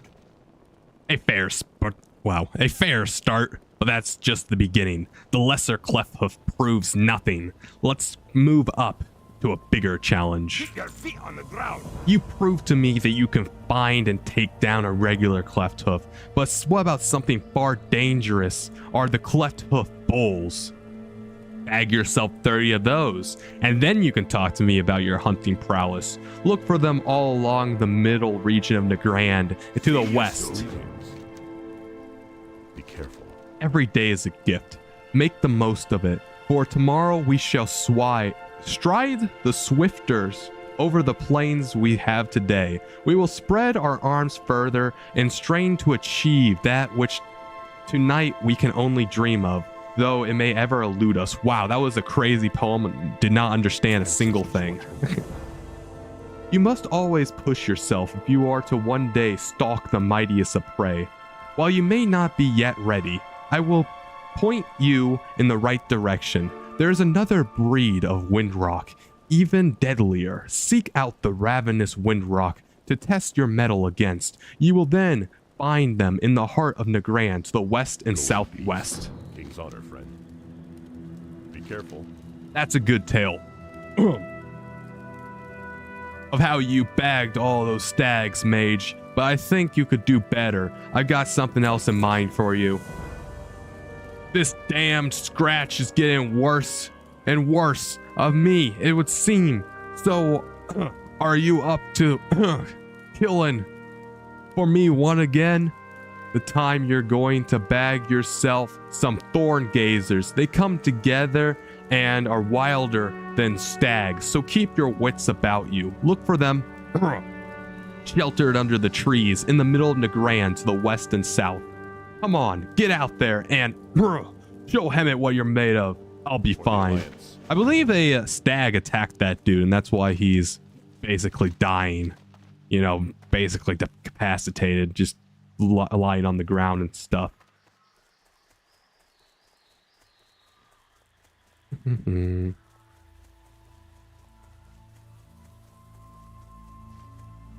All right, so now we gotta go, and I need to make my Hearthstone here too. That's what I really need to do. So I'm gonna make my Hearthstone here as well. And then we'll turn in all these quests. Yeah, so we're at 35% of the way there. I mean, I think I can easily break the veil, and we might actually hit level 70 in just a couple of streams, honestly. If we're getting about half a level each stream, we're going to be hitting 70 before we might even hit Shadow Moon Valley, honestly. Because I was thinking of going to do Shadow Moon Valley after Nagrand, probably. Because I'll probably be like 68, 69 when I'm out of here. Strength and honor. Taboo. So they think they are within their rights to displace and slaughter orcs on a whim, huh? I'm sure this had nothing to do with our leader being such an impotent whelp. If only he got a fraction of passion that his father had. Strength. Ogres are moved by one thing: might. If we are to expose ourselves to them as being weak, they will take advantage of that weakness and wipe us out. Garrosh might be ready to take down to lie down and let the ogre dogs take our lands, but I am not. I need you to deliver a message to the Boulder Fist, Gandriel. The only type of message they are capable of understanding: brutality. Travel to the Blade's Edge ruins, the Burning Blade ruins, southeast of here, and show them the might of the Makar. And Gandriel, check in with the others before leaving. Holy crap, that's a lot. Okay. If you're venturing into the Burning Blade ruins, I have a task for you. Take these Makar battle standards and place them in 3 distinct locations of the Ogre compound. An area of high visibility is recommended. Look for the gigantic flaming pyres on the upper levels. Place a standard near the 1st, 2nd, and 3rd Burning Blade pyres. The standard will leave a lasting impression upon any ogre who may have missed battle. I've had the most unusual vision, Gandriel, and I don't know what quite to make of it. I've seen an arrow, an immense arrow riding into the sky on a trail of fire. Such a feat is trivial for a skilled mage, but somehow I know that arrow is not the product of magic. It will be unlike anything the people of Azeroth have ever achieved. You must seek out the people working on this Gandriel. Lend them your help, for without it, their efforts may yet fail. Loktar. My original orders were to remain in Garandar for a short time, then continue and report to Bloodguard Gilmork at Shadowmoon Village. What I've seen in my time here in Garandar could benefit from a long-torn Horde liaison. I know the Bloodguard Gilmork needs all the troops he can get, but I understand that my mission here is yet not complete. Travel to Shadowmoon Village in the northeastern Shadowmoon Valley and inform Guard Gilmork I've delayed in my arrival. Strength and honor. What does it matter? The Great Mother is dying. Life's not worth living. What is it? Garrosh crumbles up the map and throws it into the fire. What's the use? They've been attacking for weeks. Nothing new. Don't you understand? We're done for. The Grandmother Greya is dying. Forth to victory. Speak, friend. Go forth to victory. The crone has been slain? This is wonderful news, Gandriel. Here's your reward. Strength. Be safe. This is great victory for the people of Garandar. Well done, Gandriel. Blades never dull. For the whole. You are a strong ally indeed, Gandriel. Going head to head against these ogres of Outland is not something just anyone could do. Go forth to You victory. destroyed two of the biggest threats in Nagrand, Gandriel. Are you ready to take on the Scourge of the Spirit Fields? Gun the Hungerer lords over the area surrounding Oshugan, decimating all his pack.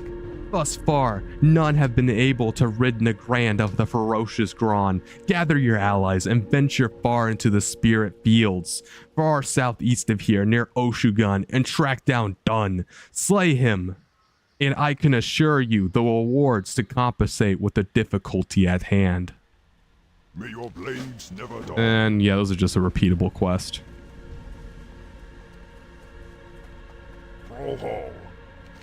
Strength for the whole. You have given the Lightning Sons hope, Gandriel. If our leader will not protect us, perhaps there are others that are capable, like you. 4 gold, that one. Nice. Safe. Loktar. Strength. Oh wow, look at that. Farseer Gormok stares at the ground, lost in contemplation. He nods at his head affirmatively. Farseer Gormok wipes a tear away. The son is the father. May the spirits have mercy on those that stand in his way. May your blades never dull. And he's talking about young Sourfang. For the Horde.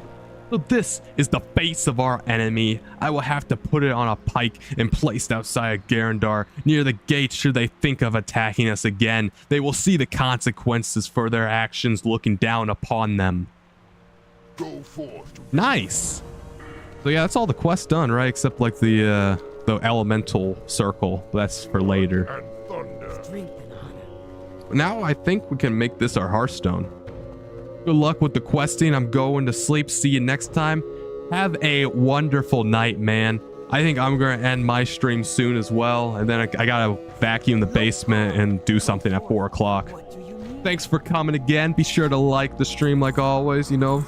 Gotta do my obligation to YouTube to get the analytics up. Thank you to stopping by, man, because truly, you, my friend, are a legend. Let's see here. I need to, man, you really accumulate cloth. Like, holy crap. By just questing this area. That's a lot of cloth, bro. It almost makes me want to go and sell it all again, honestly. I think I'm going to do that, sure. What are you looking for? Let me make this my home. Strength. And then I'm going to go to Orgrimmar. Gonna go Orgrimmar, and I'm going to go to the auction house, and I'm going to post all this nether weave cloth. Nether weave cloth, I believe that's what you call it. Hello, man. Hello, man. See you later.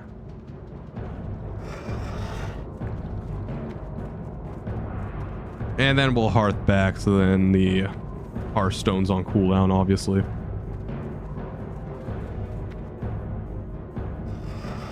Heck yeah, man. That's what I'm talking about.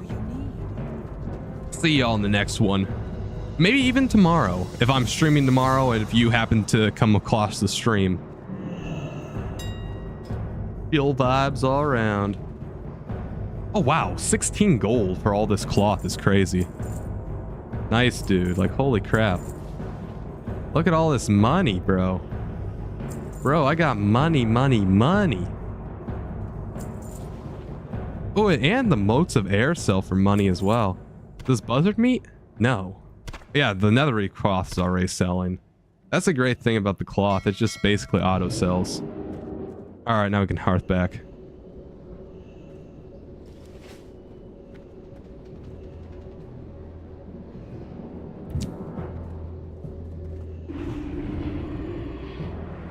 All